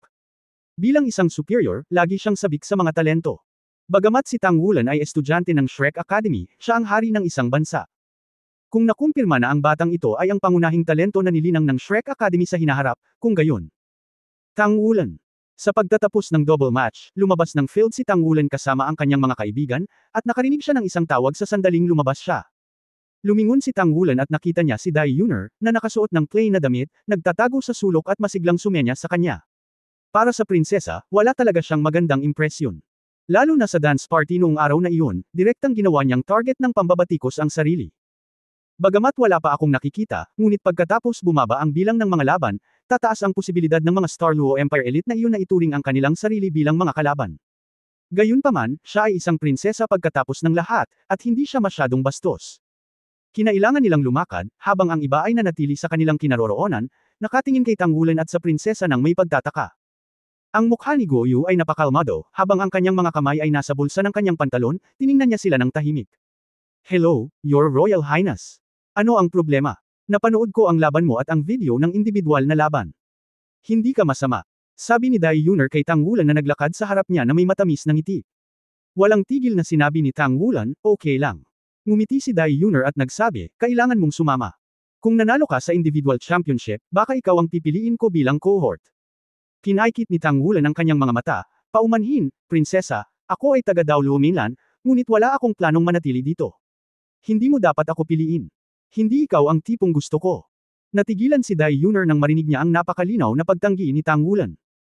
Napanood niya lang si Tang Wulan at ang kanilang double match, at napanood niya ang video ng kanyang individual na laban noon, at naging interesado siya sa kanya. Palagi kong naririnig na ang Shrek Academy ay ang unang akademya sa Daoluo Continent. Ito ay minana ng higit sa 20,000 taon. Si Tang Wulan ay halatang kasing edad niya, ngunit ang kanyang lakas ay higit na nakahihigit kaysa kay Tangji. Ito ay natalo, at ang panlabas na imahe ni Tang Wulan ay talagang napakaganda, kaya't si Dai Yuner ay labis na nasasabik na siya ay tumakbo ng tuwang-tuwa at nais na makipag-usap sa kanya, ngunit hindi niya inaasahan na siya ay sasabog sa ulo. Malamig na tubig. Mula sa maliit hanggang sa malaki, bilang pinakamamahal na anak ni Emperor Dai Tianling ng Star Luo Empire, siya ay isang koleksyon ng libu-libong mga minamahal. Hindi lamang ang kanyang ama ang pinaburan, ngunit ang kanyang mga kapatid na lalaki ay itinuturing din siya bilang isang hiyas sa palad. Siya ay ganap na masunurin sa kanya, gaano man kakatwang mga problema, palaging may mga kapatid na lalaki na magdadala nito para sa kanya. Walang sino man ang tumanggi sa kanya sa ganitong paraan. Mula sa mga mata ni Tang Wulan, nakita niya talaga ang bakas ng pagkabagot, kahit na kaunting pagkainip. Ang hitsura ng pag-iwas sa kanya ay labis na nasaktan sa kanyang puso. Hindi niya talaga gustong piliin si Tang Wulan na maupo sa kabayo, ngunit dinidikta ng kanyang karakter na lagi niya itong tinutukso, ngunit ang direktang pagtanggi ni Tang Wulan ay nagdulot ng malaking epekto sa kanyang pagpapahalaga sa sarili. Ikaw. Pinandilatan ni Dai Yuner si Tang Wulan gamit ang mga kamay sa balakang, isang pares ng magagandang mata na puno ng ambon. His Royal Highness, kung walang mali, babalik ako at magpapahinga. Hindi gustong makisali ni Tang Wulan sa prinsesa. Kumaway sa kanya, tumalikod at umalis. Tang Wulan, hintayin mo ako. Galit na boses ni Dai Yuner ang nanggaling sa likuran. Tumalikod si Tang Wulan sa direksyon niya, ibinuka ang kanyang mga braso, at tumingin ng walang pakialam. Wala siyang magandang impresyon kay Dai Yuner. Hindi niya gusto ang taong mahilig makipaglaro sa iba. Bukod dito, hindi siya mula sa Xingluo Empire, kaya magagawa mo ang gusto mo sa Xingluo Empire, ngunit ano ang kinalaman nito sa akin? Nakatitig kay Tang Wulan at sa kanyang mga kaibigan na umalis, ang maliit na dibdib ni Dai Yuner ay patuloy na umaalon dahil sa galit. Maghintay ka, maghintay ka. Tumalikod si Dai Yuner at tumakbo, dumiretso sa palasyo. Palihim siyang tumakbo ngayon, kung hindi siya mawawala ng entourage. Tumakbo siya pabalik sa palasyo at dumiretso sa isang palasyo. Pang-apat na kapatid, pang-apat na kapatid. Sigaw niya bago siya tumakbo sa harapan ng palasyo. Bumukas ang pinto ng palasyo, at isang masiglang boses ang nagmula sa loob, ang munting prinsesa ay nagkaproblema na naman. Hindi ba't big deal sa pagkakataong ito? Isang tao ang lumabas ng palasyo, nakasuot ng asul na gown, na mukhang ordinaryo. Mukhang mga 20 years old, guwapo at balingkinitan. With a faint smile on his face, may hawak siyang libro, halatang ngayon lang siya nagbabasa. Pang-apat na kapatid. Sumugod si Dai Yuner sa binata, tumutulo ang mga luha sa kanyang mga mata. Nagbago ang mukha ni Dai Yian, nawala ang kanyang ngiti, at nagmamadaling niyakap ang kanyang kapatid na nakabukas ang mga braso, ano ang problema, aking munting prinsesa, na nagpapalungkot sa iyo? Sabihin mo sa ikaapat na kapatid. Si Emperor Dai Tianling ng Star Luo Empire ay may maraming anak, ngunit ang kapaligiran ng maharlikang pamilya ay napakahusay, na siyang kinakailangan din ng Star Luo Empire. Noon pa man, noong ang Starluo Empire ay nasa Daoluo Continent pa, mayroong isang sinaunang kasabihan na ang mga lalaki sa pamilya ay dapat magkaroon ng malupit na kompetisyon, maging ang buhay at kamatayan, upang ang pinakamalakas ay makapagmana ng trono. Ngunit dahil ang isang henerasyon ay nagkaroon ng mga problema, ang panuntunang ito ay inalis, at ito ay naging isang kinakailangan na ang mga lalaki ng pamilya ay dapat magkakasamang mabuhay ng mapayapa at makipagkompetensya ng patas. Ngunit ito pa rin ang pinakamahusay na magtagumpay sa trono. Ang pamilyang Dai ay isang napakatandang pamilya, na naipasa hanggang ngayon at may kasaysayan ng pamilya. Si Dai Yian ay walang alinlangan na ang pinakamahusay sa henerasyong ito. Siya ay 19 na taong gulang sa taong ito. Lahat siya ay bihasa sa mga kasanayang sibil at militar. Siya ay lubos na minamahal ni Dai Tianling. Kapag lumipas na ang kanyang ika-20 kaarawan, siya ay itatalaga bilang prinsipe. Crown Prince. Parehong babaeng kababayan sina Dai Yian at Dai Yuner, at sa maraming magkakapatid, siya ang pinakamamahal sa kapatid na ito, at mas masahol pa ito kay Dai Tianling. Sa makatuwid, si Dai Yuner ang unang maghahanap sa kanya kung mayroon siyang anumang problema. Bagamat si Dai Yuner ay sira-sira, mayroon siyang napakasigla at masayahing personalidad. Siya ay bihirang umiyak sa mga ordinaryong oras, at higit sa lahat ay nagpapanggap na mali o nakakaawa upang makakuha ng simpatiya. Nang makitang umiiyak ang kanyang kapatid, biglang natarante si Dai Yian. Hindi nagsalita si Dai Yuner, bagkus ay yamakap siya sa kanyang kapatid at umiyak ng mapait, patuloy na pinapadyak ang kanyang mga paa. Huwag kang umiyak, Yuner behave, sabihin mo sa iyong kapatid kung ano ang nangyayari, at tutulungan ka ng iyong kapatid. May nagawa ka bang mali at pinarusahan ka ng iyong ama? Nagtanong si Dai Yian na may kaunting pag-aalinlangan, dahil siya ay napakalinaw kung gaano kamahal ang ama ng emperador sa nakababatang kapatid na ito, at hindi pa niya ito pinarusahan, kung hindi mapapaunlad ng munting prinsesa ang kanyang kasalukuyang karakter. Hindi ang Emperor Father, ang hindi handang parusahan ako. Isa itong masamang tao mula sa labas. Kuya Si, alam mo ba ang misyon mula sa Daoluo Continent? Ang ilang mga tao sa misyon mula sa Shrek Academy ay partikular na masasama, lalo na ang nagngangalang Tang Wulan, binubuli niya ako. Umiiyak si Dai Yuner. Shrek Academy. Gumalaw ang mga mata ni Dai Yian. Well, Shrek Academy yon. Kara-rating lang nila that day. Nung evening dinner, I kindly invited him to dance to show friendship. Pero sadyang tinapakan niya yung paa ko, masakit sa akin. Oh, sabi mo mamaya na gusto mo siyang piliin bilang messenger at gawin siyang target. Biglang naramdaman ni Dai Yian kung gaano kahusay ang kanyang balita. Nagkataon na wala siya sa negosyo noong araw na iyon. Bagamat walang tao, matagal nang narinig ang balita. Sabi, oo, yun nga. Hindi ko naman siya gustong piliin bilang concierge, sinasadya ko lang nasabi. Pero who knows, magaling talaga ang lalaking ito, at sumali rin siya sa Continent Young Senior Soul Master Elite Competition namin. Isa o dalawa lang nanalo ako, kaya naging mayabang ako. I met him on the field today, and he ran over him that I was not worthy, that I was also not worth of our soul. Hindi maganda ang Starluo Empire, kahit na siya ay 15 taong gulang pa lamang, at kaya niyang walisin tayong lahat. Mamamatay ako sa galit, pang-apat na kapatid, kailangan mong ilabas ang aking galit para sa akin. Nagdagdag ng lakas at selos si Dai Yuner. Napakunot ang noo ni Dai Yian nang marinig iyon. Base sa pagkakaintindi niya sa kanyang nakababatang kapatid na babae, maganda talaga kung 30% ng kanyang sinabi ay talagang maganda. Ngunit walang duda na ang Tang Wulan na ito ay talagang nasaktan siya, o hindi siya magagalit. 4 kapatid, I swear totoo ang sinabi ko, at talagang ayaw niya sa akin dahil hindi ako karapat-dapat sa kanya. Kahit inaasar ko siya noong araw na iyon, sinabi niya iyon, sa harap ng maraming tao, ako. Wow! Dai Yuner, muli akong umiyak. Medyo naniwala si Dai Yian dito, kilalang-kilala niya ang kapatid na ito, handa siyang idagdag ang prefix swear, kung gayon ang pangungusap na ito ay karaniwang totoo. Siya ay isang tagalabas, bakit ang aking kapatid na babae ay hindi karapat-dapat sa kanya? Ang mga mata ni Dai Yian ay kumikislap sa masasamang espiritu. Huwag ka nang umiyak, kuya, ilabas mo ang galit mo para sa iyo. The first 2 rounds of the Monster Academy representative team were buys. Hindi ba sila kasali? Pagkatapos ay matatalo natin sila ng marangal, gagawin silang walang mukha, at ipaghiganti ka. Hindi alam ni Tang Wulan kung ano ang kanyang susunod na haharapin pagkatapos masaktan ang prinsesa. Matapos bumalik sa hotel kasama ang kanyang mga kaibigan, handa na siyang magnilay. Dahil sa Continent Young Senior Soul Master Elite Competition, naging masikip ang Xingluo City, at ang bilang ng mga tao ay talagang napakarami. Ayaw niyang lumabas ng ganitong oras. Biglang gumalaw ang kanyang mga mata, at hindi niya namamalayang naglabas siya ng isang badge mula sa kanyang mga braso.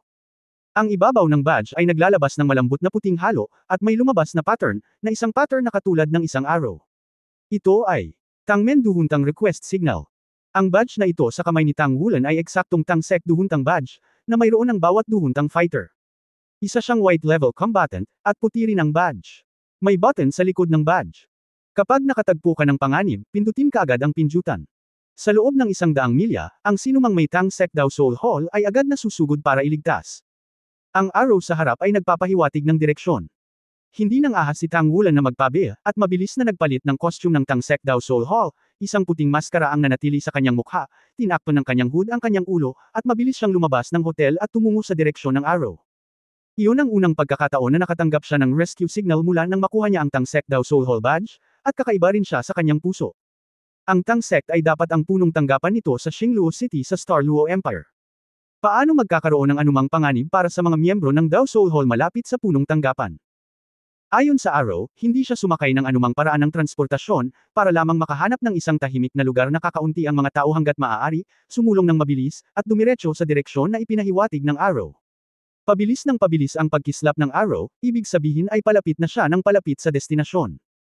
Tungkol ito sa kaligtasan ng robe ni Du Huntang, natapakan ni Tang Wulan ang mga makamulto na anino, at walang pakialam kung ito ay kapansin-pansin, at sumulong ng mabilis hanggat maaari nang hindi nakikita ng mga ordinaryong tao. Sa wakas ay pamitik ang arrow sa sukdulan, at tumigil din si Tang Wulan, ngunit nang makita niya ang mataas na gusali sa kanyang harapan, hindi niya maiwasang mabigla.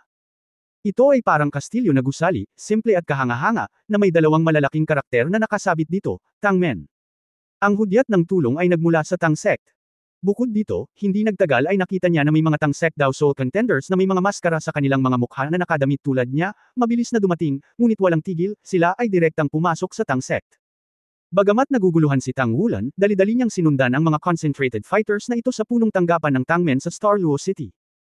Sa hindi inaasahang pagkakataon, nang dumating siya sa punong tanggapan ng Tang Men sa ganitong paraan, hindi mapigilan ni Tang Wulan na makaramdam ng kakaiba sa kanyang puso, ngunit sa parehong paraan, puno rin siya ng kuryosidad, bakit may senyales ng tulong dito. Kasunod ng manlalaban sa unahan, huli na para panuurin ang sitwasyon sa loob ng Tang Men. Naramdaman ko na lang na ang sukat ng gusaling ito ay maihahambing sa palasyo ng imperial, at mas malaki pa ito kaysa sa gusali ng Tang Men sa Shrek City. Hindi nagtagal, sinundan niya ang manlalaban sa harap sa isang side hall ng Tang Men.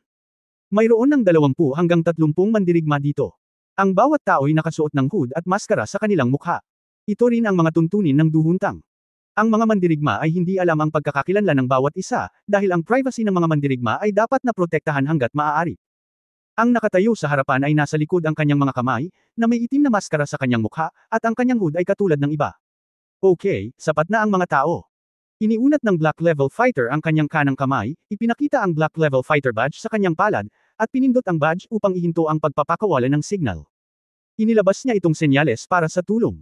Bigla sa puso ni Tang Wulan, hindi ito senyales para sa tulong, ngunit isang kolektibong senyales. Magagamit pa rin pala ito ng ganito. Lumapit siya nang hindi maipaliwanag. Ang pakiramdam ng pakikilahok sa kolektibong aktibidad ng Tang Sect Dao Soul Hall sa unang pagkakataon sa Star Luo Continent ay medyo kakaiba at medyo umaasam. Para saan sila? Sa katunayan, hindi pa napatawag si Tang Wulan noong siya ay nasa Shrek City, dahil espesyal ang pakikitungo sa kanya ng Tang Sect Soul Guidance System sa Shrek City at hinarangan ang kanyang badge signal. Dahil estudyante pa rin siya ng Shrek Academy, at sa parehong oras ay may malaking potensyal, bago siya nagtapos sa Shrek Academy Outer Academy, bago siya na-promote sa isang Battle Armor Master, hindi niya ito hahayaang lumahok sa anumang mapanganib na mga gawain. Gayunpaman, ang sistema ng Tang Men Du Huntang sa Xingluo City ay independyente. Sa sandaling nagkaroon ng convening event, direktang natanggap ni Tang Wulan ang signal. Kaya pala may eksena sa harapan ko. Dumating sila, ang seguridad. Pagkatapos ay makibahagi sa aksyon. Anyway, pare-pareho ang pananamit ng lahat, at walang makakakita kung sino siya. Sinabi ng Black Level Fighter sa malalim na boses, nakatanggap kami ng mapagkakatiwalaang balita na sasamantalahin ng Green Skull Resistance Organization ang mga tao ng Xingluo City upang magsagawa ng karagdagang aktibidad ng terorista ngayong gabi. Nalaman na namin ngayon kung saan sila kikilos. Ngunit hindi. Alam kung saan ang kanilang pugad, maaari ka lamang pumunta sa kanilang target para gumawa ng mga kaayusan ng maaga. Ako mismo ang manggaguna sa koponan doon, at ikaw mismo ang manggaguna sa koponan doon, at ikaw mismo ang manggaguna sa koponan doon, at ikaw mismo ang manggaguna sa koponan doon, at ikaw mismo ang manggaguna sa koponan doon, at ikaw mismo ang manggaguna sa koponan doon, at ikaw mismo ang manggaguna sa koponan doon. Ang Green Skull Resistance Organization ay mabangis at brutal. Upang maiwasan ang mas maraming sibilyan na mapahamak, partikular na pinapayagan itong direktang patayin ang lahat ng mga target. Kumpirmahin ang iyong pagkakakilanlan bago magtalaga ng mga gawain. Pagkilala. Paano makumpirma? Nagulat si Tang Wulan. Ngunit hindi nagtagal ay nakita niya na ang iba pang mga mandirigma ay iniunat ang kanilang mga kanang kamay, hawak ang fighter badge sa kanilang mga palad. Nagmamadali rin niyang iniunat ang kanang kamay, inilantad ang badge ng puting mandirigma. Ang badge ng Black Level Fighter ay mas malaki kaysa sa kanyang badge, at mukhang may iba't ibang function ito. Ang isang itim na linya ay tumataas sa kalangitan, at mabilis na lumalawak sa isang madilim na screen. Matapos hilahin, tumaas ang mahinang sinag ng liwanag mula sa mga badge na nasa kamay ng lahat ng mandirigma. Sa makulimlim, biglang nagliwanag ang mga ilaw na ito na parang mga bituin sa kalangitan sa gabi. Malinaw na nakikita ngayon ni Tang Wulan, maliban sa Black Level Fighter, ang mga badge ng iba ay nagliliwanag na may iba't ibang kulay. 4 sa kanila ay kulay lila, na halatang mas malakas kaysa sa iba, 12 ang dilaw, at ang iba ay puti. Maliban sa Black Level Fighter, lahat ng 30 manlalaban ay natural na 4 na Purple Level na manlalaban, 12 Yellow Level na manlalaban, at 14 na White Level na manlalaban. Ayon sa mga alituntunin ng Fighting Soul Hall, ang mga Black Level na manlalaban ay dapat na hindi bababa sa 3 karakter na Battle Armor Master, at kapag ang Purple Level na manlalaban ay 2 karakter Battle Armor, ang Yellow Level na manlalaban ay dapat na 1 karakter na Battle Armor Masters, at ang White Level na manlalaban ay dapat na hindi bababa sa 4 na ring. Base sa paglilinang, nagtataglay ng hindi bababa sa isang sandata ng labanan. Kasabay nito, kailangan mong magkaroon ng potensyal na maging isang Battle Armor Master na may 2 karakter o higit pa bago ka makasali sa Hall ng Fighting Spirits. Sa madaling salita, ang mga disipulo ng Tang Sect na nagtipon sa bulwagan na ito sa oras na ito ay may 3 karakter na Battle Armor Master, 4 na 2 karakter na Battle Armor Master, at 12 1 karakter Battle Armor Masters. Mula sa oras na ang badge ay napunta hanggang sa sandaling ito, napakaraming makapangyarihang tao ang maaaring tipunin sa ganoong kaikling panahon, hindi maiwasan ni Tang Wulan na lihim na magulat sa background ng Tang Sect sa Star Luo Empire. Pumunta ka, ayusin ang isang plano ng aksyon sa kalsada. Gamit ang kanyang kamay, binuksan ng Black Level Fighter ang isang side door at naunang lumabas. Walang umimik, lumabas sila at sumunod sa likod. Nakasakay sa elevator at bumaba sa isang lugar kung saan hindi niya alam kung saan, sumunod lang si Tang Wulan sa iba, at pagkatapos ay magkahiwalay silang sumakay sa 3 soul-guided na sasakyan. Ang mga soul-guided na sasakyan na ito ay espesyal lahat, at ang mga bintana ay pinoproseso upang ang loob ay hindi makita mula sa labas, ngunit ang labas ay makikita mula sa loob. Sa kotse ni Tang Wulan, mayroong isang manlalaban na may kulay purple, at ang iba ay pawang mga manlalaban sa antas ng puti tulad niya. Pagkasakay sa kotse, nagpadala ang Purple Fighter ng isang maliit na pakete sa lahat, at sinabi sa malalim na boses, ilagay ang communicator sa iyong mga tainga at makipag-ugnayan anumang oras. Ang iyong pansamantalang numero ay nasa bag. Ang iyong gawain ay upang maging responsable sa pagpigil sa mga gulay sa labas. Ang mga skeleton ay nag-aayos ng mga tao upang makatakas. Kasabay nito, sila ay handa na tumanggap ng iyong mga order sa electronic na suporta sa anumang oras na kailangan mo kaagad. Numero at ang sitwasyon. Ang pag-ataking ito ng organisasyong Green Skull ay tiyak na gagamit ng mga fixed-mounted soul-guided bombs, kaya may isang tiyak na antas ng panganib. Dapat mag-ingat ang lahat, at kung ang bomba ay matagpuan, iulat muna ito. Ilan sa ating mga miyembro ang partikular na may pananagutan sa pagbuwag sa bomba. Maging ganap na sigurado, kung hindi, huwag subukang lansagin ito ng mag-isa. Naiintindihan mo ba ang lahat? Oo. Sabay-sabay na sagot ng mga White Level Fighters. Dahil ito ang unang pagkakataon na sumali si Tang Wulan sa naturang operasyon, mabagal ang kanyang sagot. Agad na napatingin sa kanya ang Purple Rank Fighter, Bai-san, may problema ka ba? Ang pansamantalang bilang na nakuha ni Tang Wulan ay Bai-no. 3. Hindi. Agad na sumagot si Tang Wulan. Ang kanyang boses ay halatang mas bata kaysa sa iba, ngunit ang Purple Level na mga mandirigma ay walang pakialam, dahil ang mga White Level na manlalaban ay pinili ng Tang Sect upang magkaroon ng potensyal na bumuo ng aktwal na mga kakayahan sa pakikipaglaban sa hinaharap, at normal na maging mas bata. Ito ang unang pagkakataon na lumahok ka sa ganitong uri ng aksyon. Tanong ng Purple Rank Fighter, ang numero niya ay Z. Oo. Bagamat medyo nahihiya si Tang Wulan, umamin pa rin siya. Huwag kabahan, ang mga panloob na aksyon ay karaniwang ginagawa ng mga mandirigma sa itaas ng antas ng dilaw, at ikaw ang pangunahing responsable para sa paligid. Gawin ang iyong sariling mga gawain, palaging mag-ingat at maingat, at walang mga problema. Kung makatagpo ka ng mga hindi makontrol na bagay, agad na humingi ng tulong, ang kasosyo na pinakamalapit sa iyo ay babalik at tutulungan ka. Oo. Mabilis na sumang-ayon si Tang Wulan. Hindi naman siya kinakabahan, pero excited talaga siya. Kinasusuklaman din niya ang Green Skull Resistance Organization. Siya ay inatake ng mga ito pagdating niya sa Xingluo Continent. Si Tang Wulan ay natural na sabik na subukan ang aksyong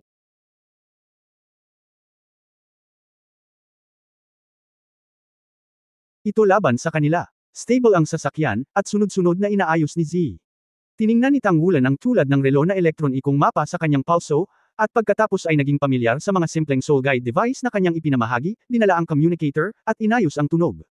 Dito, huminto ang tatlong sasakyan sa isang madilim na gilid ng kalsada, tahimik na bumukas ang mga pinto, at sunod-sunod na bumaba sa kotse ang lahat ng mandirigma. Sa pagkakaayos sa naunang sasakyan, agad na kumilos ang lahat. Binibilang ang mga Black Level Fighters, lahat ng 31 katao ay mabilis na isinama sa nakapalibot na kapaligiran. Sa oras na ito, hapon na, at ngayong gabi ang oras para kumilos ang Green Skull Resistance Organization. Dumating si Tang Wulan sa itinalagang lugar ayon sa mga tagubili ng kanyang elektronikong mapa. Pinagmasdan niya ang paligid at nakakita ng madilim na sulok na mapagtataguan. Sa pamamagitan ng mga nakaraang obserbasyon at pagpapakilala ni Z, alam niya na ang target ng pag-atake ng Green Skull Resistance Organization ay isang malaking teatro. Magkakaroon ng mga pagtatanghal sa teatro ngayong gabi, na kayang tumanggap ng libu-libong tao ng sabay-sabay. Ang pag-atake ng terorista sa ganitong masikip na lugar ay natural na magkakaroon ng malaking epekto. Ang lugar kung saan binabantayan ni Tang Wulan ay ang gilid na dingding. Dahil ito ang unang pagkakataon para sa kanya na lumahok sa misyon, sadyang nagayos si Z ng medyo ligtas na lugar para sa kanya. Kung magiging maayos ang lahat, hindi man lang siya makakaharap ng mga kaaway dito. Nasa lugar na si Bai Yi.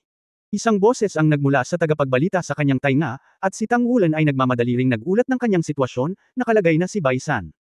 Makikita mula sa elektronikong mapa na ang mga mandirigma ng Tang Sekdao Soul Hall ay ganap na nakaupo sa maikling panahon. Ang susunod na hakbang ay maghintay ng matyaga. Si Tang Wulan ay hindi kailanman naging isang taong walang pasensya. Umupo siya sa isang madilim na sulok at tahimik na pinaandar ang Zuan Tiangong habang dinadama ang lahat ng banayad na pagbabago sa paligid niya. Tahimik na naghihintay sa pagsapit ng gabi. Ayon sa balita, dapat ay nakaayos na ang Green Skull Resistance Organization sa teatro, ngunit kung paano ito gaganap sa kalaunan ay hindi pa rin alam. Unti-unting nagdilim ang langit, at malapit na ang gabi.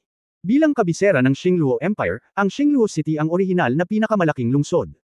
Sa gabi, ang mga kalye ay puno ng mga tao at maliwanag na ilaw. Ito ang pinakamasiglang oras. Ang Star Theater ay isang medium-scale na teatro na nagtatanghal ng ilang dula araw-araw, pangunahin ng mga makasaysayang dula. Ang Xingluo Empire ay may mahabang kasaysayan at nahahati sa dalawang bahagi, ang lumang kalendaryo at ang bagong kalendaryo. Ang lumang kalendaryo ay tumutukoy sa panahon ng kasaysayan sa Daoluo Continent, habang ang bagong kalendaryo ay kasunod ng kasalukuyang Xingluo Continent. May ilang oras pa bago ang pagtatanghal ngayong gabi, ngunit iba't ibang paghahanda na ang ginagawa sa loob ng teatro. Sa basement level ng Star Theater, ang isang underground waterway manhole cover ay tahimik na iniangat, at pagkatapos ay isang itim na anino ang lumabas mula rito. Ayon sa plano, isang madilim na boses ang tumunog, at ang mga itim na anino ay patuloy na nag-drill out, at pagkatapos ay mabilis na nagkalat. Sa teatro, isang nasa katanghaliang gulang na lalaki na nakasuot ng itim na tuxedo ang nakatingin sa maneskrito sa kanyang kamay. Guwapo siya, bahagyang nakataas ang kilay, at tumayo na medyo nakapikit ang mga mata. Ang lahat ng mga mandirigma ay handa na, ang mga tao ay darating. Ang panimulang lugar, ang teatro sa ilalim ng lupa. Ang paglilinis ay nagsisimula. Mayroong isang napakakomplikadong sitwasyon sa ilalim ng lupa ng Tianxing Theater. Ang mga konkretong haligi ay nagsisilbing pundasyon upang suportahan ang buong teatro. Sa oras na ito, ang mga itim na anino ay patuloy na dumadaan sa mga haliging ito, at ang mga bilog na nakapirming nakamount na mga bombang ginagabayan ng kaluluwa ay nakadikit sa kanila. Sa oras na ito, sa buong paligid, dahan-daang dumulas sa lupa ang mga nakamaskara na figure mula sa dilim. Ibinahagi din ng headset ni Tang Wulan ang boses ng isang tao, tumayo siya mula sa lupa at tahimik na naghintay. Gusto ko talagang makisali. Sa kasamaang palad, ang lakas ay hindi pa rin sapat. Si Tang Wulan ay medyo sabik na subukan, ngunit naunawaan din niya ang pagsasaayos ng duhuntang. Pagkatapos magkaroon ng one-word battle armor, ang Soul Master ay magkakaroon ng higit na mas mahusay na combat effectiveness at survivability, at ang seguridad ay natural na magiging mas mataas. Utos ni Black, at tumahimik ang headset. Ang susunod na hakbang ay maghintay. Sa Star Theater, nagsimulang pumasok ang mga manunood. Ang repertoire ngayon ay napaka-interesante at isa sa pinakasikat na repertoire sa Star Theater. Si Lingbing Daoluo Wu Yuhao ay lumaban sa Black Dragon King. Matapos pumasok ang Star Luo Continent sa bagong kalendaryo, ang idolo na pinakasinasamba ng mga tao ay ang pigilan ang kaaway sa pagsalakay gamit ang sariling lakas noong nakaraan, at panatilihin ng Lingbing Daoluo ng Star Luo Empire, ang makapangyarihang kapangyarihan na sumupil sa unang henerasyon. Sa Star Luo Continent, ang reputasyon ni Lingbing Daoluo ay mas mataas pa kaysa sa Daoluo Continent. Sa entablado, nagsimula ng uminit ang ilang maliliit na programa. Ngunit ang hindi nila alam ay nagkaroon ng matinding labanan sa ilalim ng sinihan. Patuloy na tumutunog ang mga boses sa headset ni Tang Wulan. Pumatay ng isang tao at lansagin ang isang bomba. Hindi alam ang bilang ng mga kaaway. Pumatay ng 3 tao. May 4 na bomba sa no. 4 na lugar, humihiling ng suporta para sa pagbuwag. Nahanap na tayo ng kalaban, bilasan mo ang takbo ng aksyon, ako si Z, lahat, magsilabasan. Hayaan mo munang mabuwag ang mga bomba. Magandang trabaho. Mag-ingat sa iyong mga kaaway na tumalon sa ibabaw ng pader. Maganda, salamat Huang Liu. Nakabalangkas na lugar no. 6 sa kanan. Nang marinig ang mga tagubaylang ito, talagang nakaramdam si Tang Wulan ng pangangati. Ang labanan ay dapat na napakatindi. Nagsisimulang tumakas ang kalaban, at ang prioridad ay ang lansagin ang mga bomba. Ang mga bomba. Mga peripheral na puting mandirigma, ako si Z.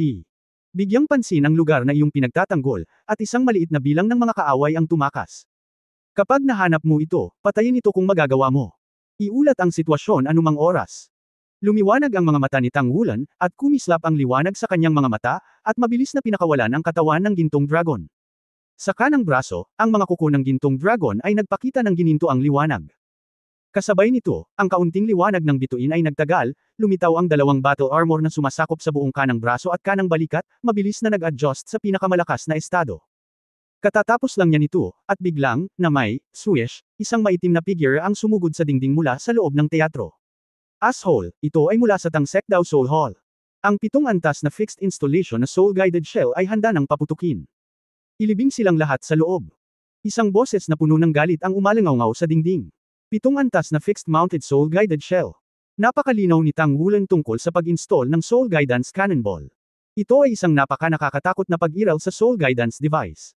Ang fixed-mounted soul-guided artillery shell ay patuloy na umuunlad sa pag-unlad ng panahon, maging sa Daoluo Continent o sa Xingluo Continent, ang mga ito ay ganap na pinaghihigpitang mga armas. Maliban sa militar, walang pribadong pagmamay-ari ang pinapayagan. Kasabay nito, ang halaga ng paggawa ng fixed-mounted soul-guided shell ay mataas, ngunit ang kapangyarihan ay lubhang kahanga-hanga. Sa hindi inaasahan, ang Green Skeleton Organization ay may ganoong kakayahan, at nagdala ng 7 antas na fixed installation na soul-guided artillery shell sa Xingluo City. Kapag ang naturang fixed-mounted soul-guided shell ay sumabog, pabayaan ang teatro sa harap nito, malamang na ito ay magiging isang pagkasira sa loob ng ilang libong metro ang lapad. Ang hindi alam ni Tang Wulan ay ang mga pag-atake na binalak ng Green Skull Organization sa pagkakataong ito ay kaway-kaway. Ang Star Theater ay orihinal na bahagi lamang ng kanilang pangkalahatang pag-atake. Napakahirap dalhin ang 7 antas na fixed-mounted soul-guided artillery shell sa Xingluo City. Gumamit din ng iba't ibang mga pasilidad ng panangga upang maiwasan ang pagtuklas. Ang Green Skull Resistance Organization ay masasabi ring may mabuting hangarin. Ang 7-level fixed installed soul-guided shell na ito ay inihanda para sa Mainland Young Senior Soul Master Elite Competition, na gagamitin sa kompetisyon sa follow-up round robin. Kapag ang lahat ng elite ay lumahok sa kompetisyon, ito ay magdudulot ng matinding pagkatalo sa batang henerasyon ng Star Luo Empire. Kaya hindi ito direktang ginamit. Sa oras na ito, winasak ni Duhuntang ang kanilang pag-atake sa teatro, at isang malaking bilang ng mga miyembro ng Green Skeleton Organization ang napatay. As the leader of the team, naiinis na siya. Kasabay nito, alam din niyang nakatitig si Tang Men Duhuntang sa kanya. Ito ay mas mahirap na mapagtanto ang mga follow-up na aksyon.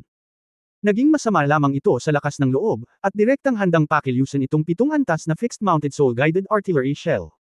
Sa lakas ng cannonball na ito, kahit na makatakas ang Black Level Fighter na nagpakita pa lang ng kanyang malakas na lakas, ang iba pang mga mandirigma sa Tang Sect ay tiyak na ililibing sa teatro. Ang Tang Sect ay palaging malapit na nauugnay sa opisyal ng Star Luo Empire. Kung ang lakas ng Tang Sect ay maaaring hamina, sila ay sa wakas ay magiging walang kabuluhan sa pagkakataong ito.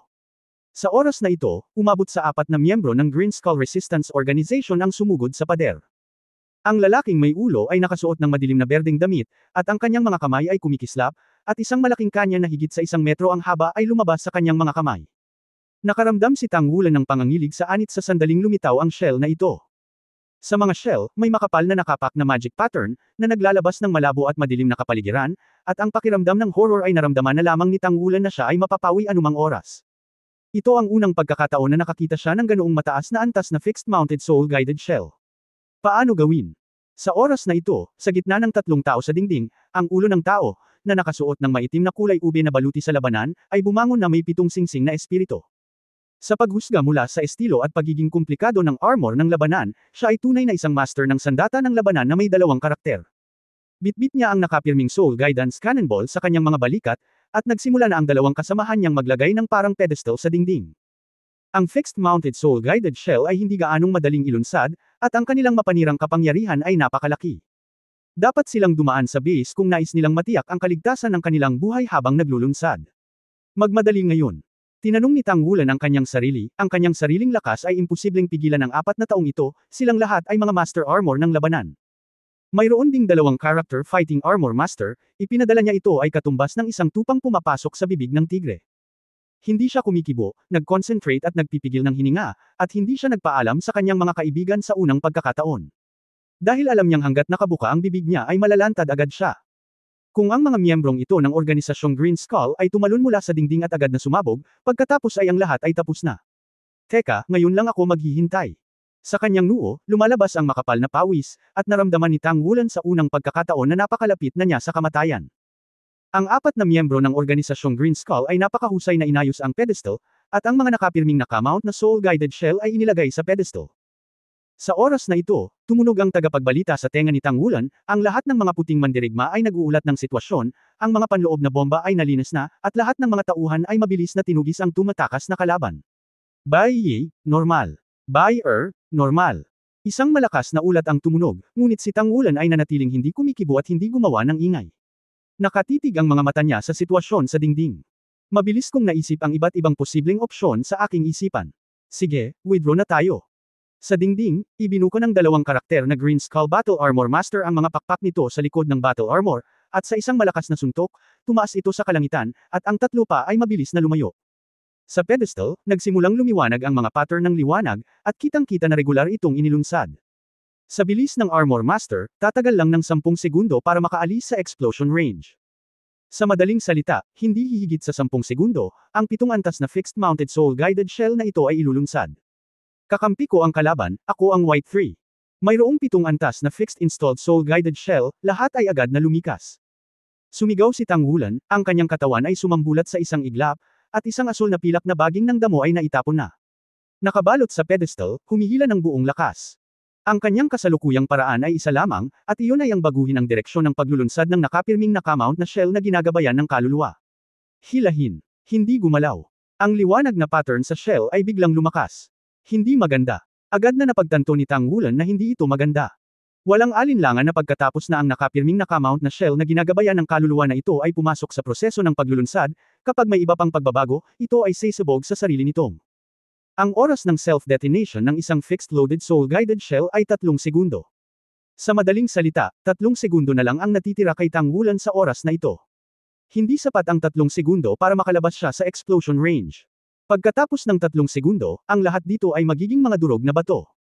Sa kritikal na sandali, biglang nanlamig ang utak ni Tang Wulan at agad na pumasok sa pinakakalmang estado. Ang kanyang mga mata ay ganap na naging ginto, at hinayla niya ang asul na pilak na damo, at narating niya ang tuktok ng dingding sa isang sandali. Niyakap niya ng 2 kamay ang pedestal at buong lakas niya itong hinayla pataas. Ang base mismo ay lubos na balanse, ngunit ang pader ay hindi gaanong balanse.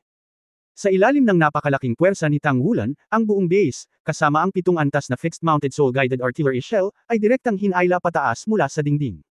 Walang tigil, ang buong katawan ni Tang Wulan ay agad na tumutok sa kanyang kanang braso, at ang kanyang sandata sa pakikipaglaban ay sumabog na may maliwanag na liwanag. Ang kanyang buong katawan ay umiikot sa mataas na bilis sa dingding, halos ang unang lumiwanag matapos ang nakapirming pag-install na soul-guided shell ay nabalisa. Sa pagtatapos ng pangalawa, inihagis ko ito sa hangin gamit ang base. Sa sumunod na sandali, tumalon din ng mataas si Tang Wulan. Alam niya na kahit na ang kanyang lakas ay mahusay, ang bigat ng nakapirming nakamount na shell na ginagabayan ng kaluluwa at ang base ay napakalaki din, at imposibleng kunin ito. Lumipad palabas sa saklaw ng pagsabog.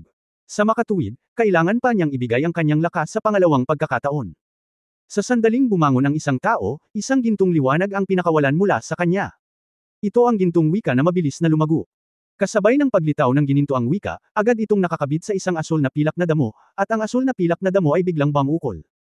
Ganap na naging ginto, ang martial spirit ni Tang Wulan ay lumipat din sa Blue-Silver Emperor sa parehong oras, ang pang-4 na spirit ring ay nagniningning ng maliwanag, at ang Blue-Silver Overlord ay nagbago. Ang asul na pilak na damong ito na may parehong Blue-Silver Overlord transformation at ang Jinyu amplification, ay agad na naging parang dragon, na nakadiin ng husto sa dingding, at ang katawan ni Tang Wulan ay biglang tumalbog sa hangin na parang cannonball. Ang pangalawang segundo ay narito na.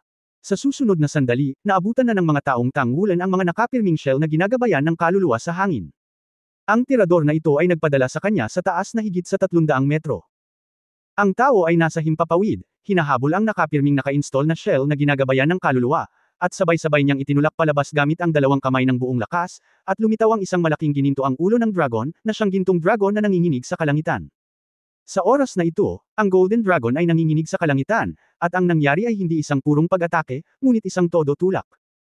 Bigla, ang 7 antas na fixed-mounted soul-guided artillery shell na iyon ay pumailan lang sa kalangitan na parang bulalakaw, at sa isang iglap ay nalampasan nito ang taas na higit sa 1 kilometro, at patuloy na lumipad ng napakabilis.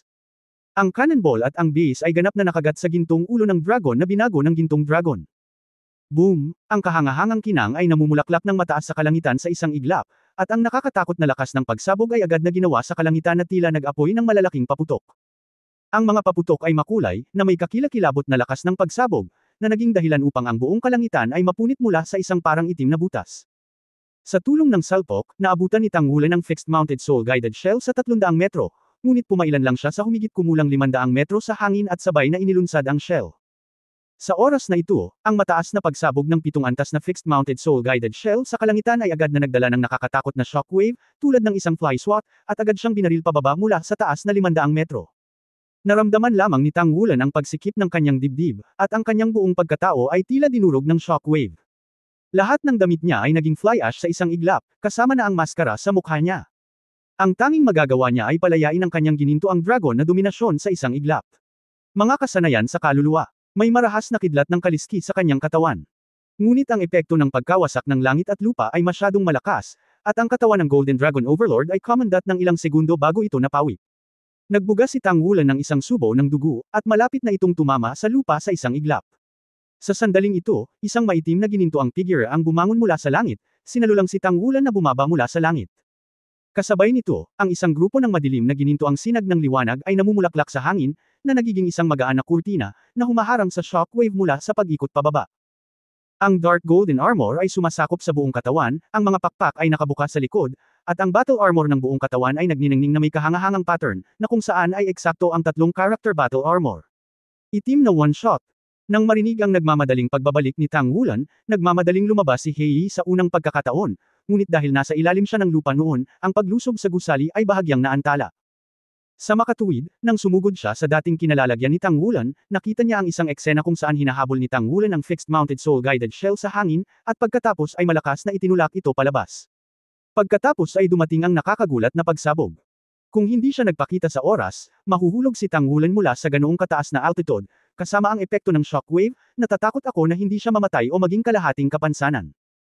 Ang lakas ng 3 character battle armor master ay ganap na ipinakita sa sandaling ito, at ang shockwave na maaaring kumalat sa lupa ay puwersahang hinaranggan sa himpapawid 300 metro mula sa lupa. Ang pinakamalakas na bahagi ng fixed-mounted soul-guided shell ay ang punto kung saan ito sumabog. Ang punto ng pagsabog ay mataas sa kalangitan nang walang anumang sagabal. Kumalat ito sa lahat ng direksyon. Kasabay ng napapanahong pagharang ng itim. Bagamat nanginginig ang lupa, binasag ng marahas na dagandong ang lahat ng salamin sa loob ng ilang kilometro. Gayunpaman, ang mapanirang kapangyarihan ng fixed-installed soul-guided shell ay sa wakas ay nailabas.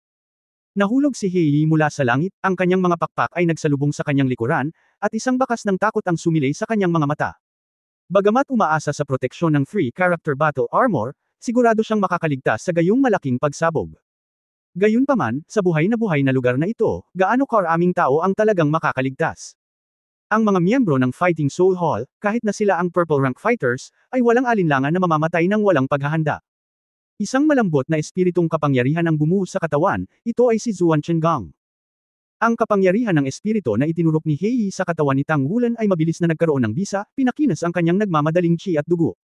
Good boy, good job. Dahil sa makapal na boses ni Hei, nagising si Tangulan mula sa paghiging ng kanyang mga tainga. Puff! Isa pang dure ng dugo ang iniluwa, ngunit biglang bumuti ang pakiramdam ni Tangulan. Kung magbabago ka ng iba, kung magtitiis ka ng ganyang shockwave sa hangin, natatakot akong masira ang katawan mo.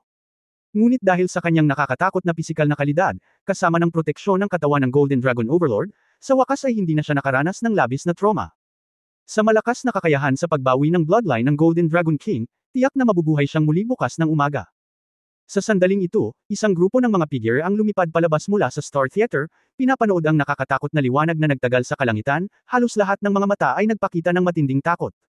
Hinubad ni Hei ang maskara sa kanyang mukha at inilagay ito sa mukha ni Tangulan. Kasabay nito ang paghubad ng kanyang nakatalukbong na balabal at pinalibutan ang kanyang katawan. Pagkatapos ng lahat, sa pag-angat ng Golden Dragon Body at ng Golden Dragon Overlord Body, ang buong katawan ni Tang Wulan ay malinis at makinis sa oras na ito. Salamat. Medyo namamaos ang boses ni Tang Wulan, ngunit sa wakas ay nagawa niyang tumayo ng matatag. Ako dapat ang magpasalamat sa iyo. Tinapik ni He si Tang Wulan sa balikat, inilagay ang braso sa balikat niya, at malakas itong niyugyug. Sa kanyang status at cultivation base, ang kakayahang gumawa ng gayong mga galaw ay nagpapakita kung gaano kabalisa ang kanyang kalooban sa oras na ito. Ang ulat ay itim, ang paglilinis ay kumpleto na, at walang mga bambang natitira. For more videos, please like, share and subscribe.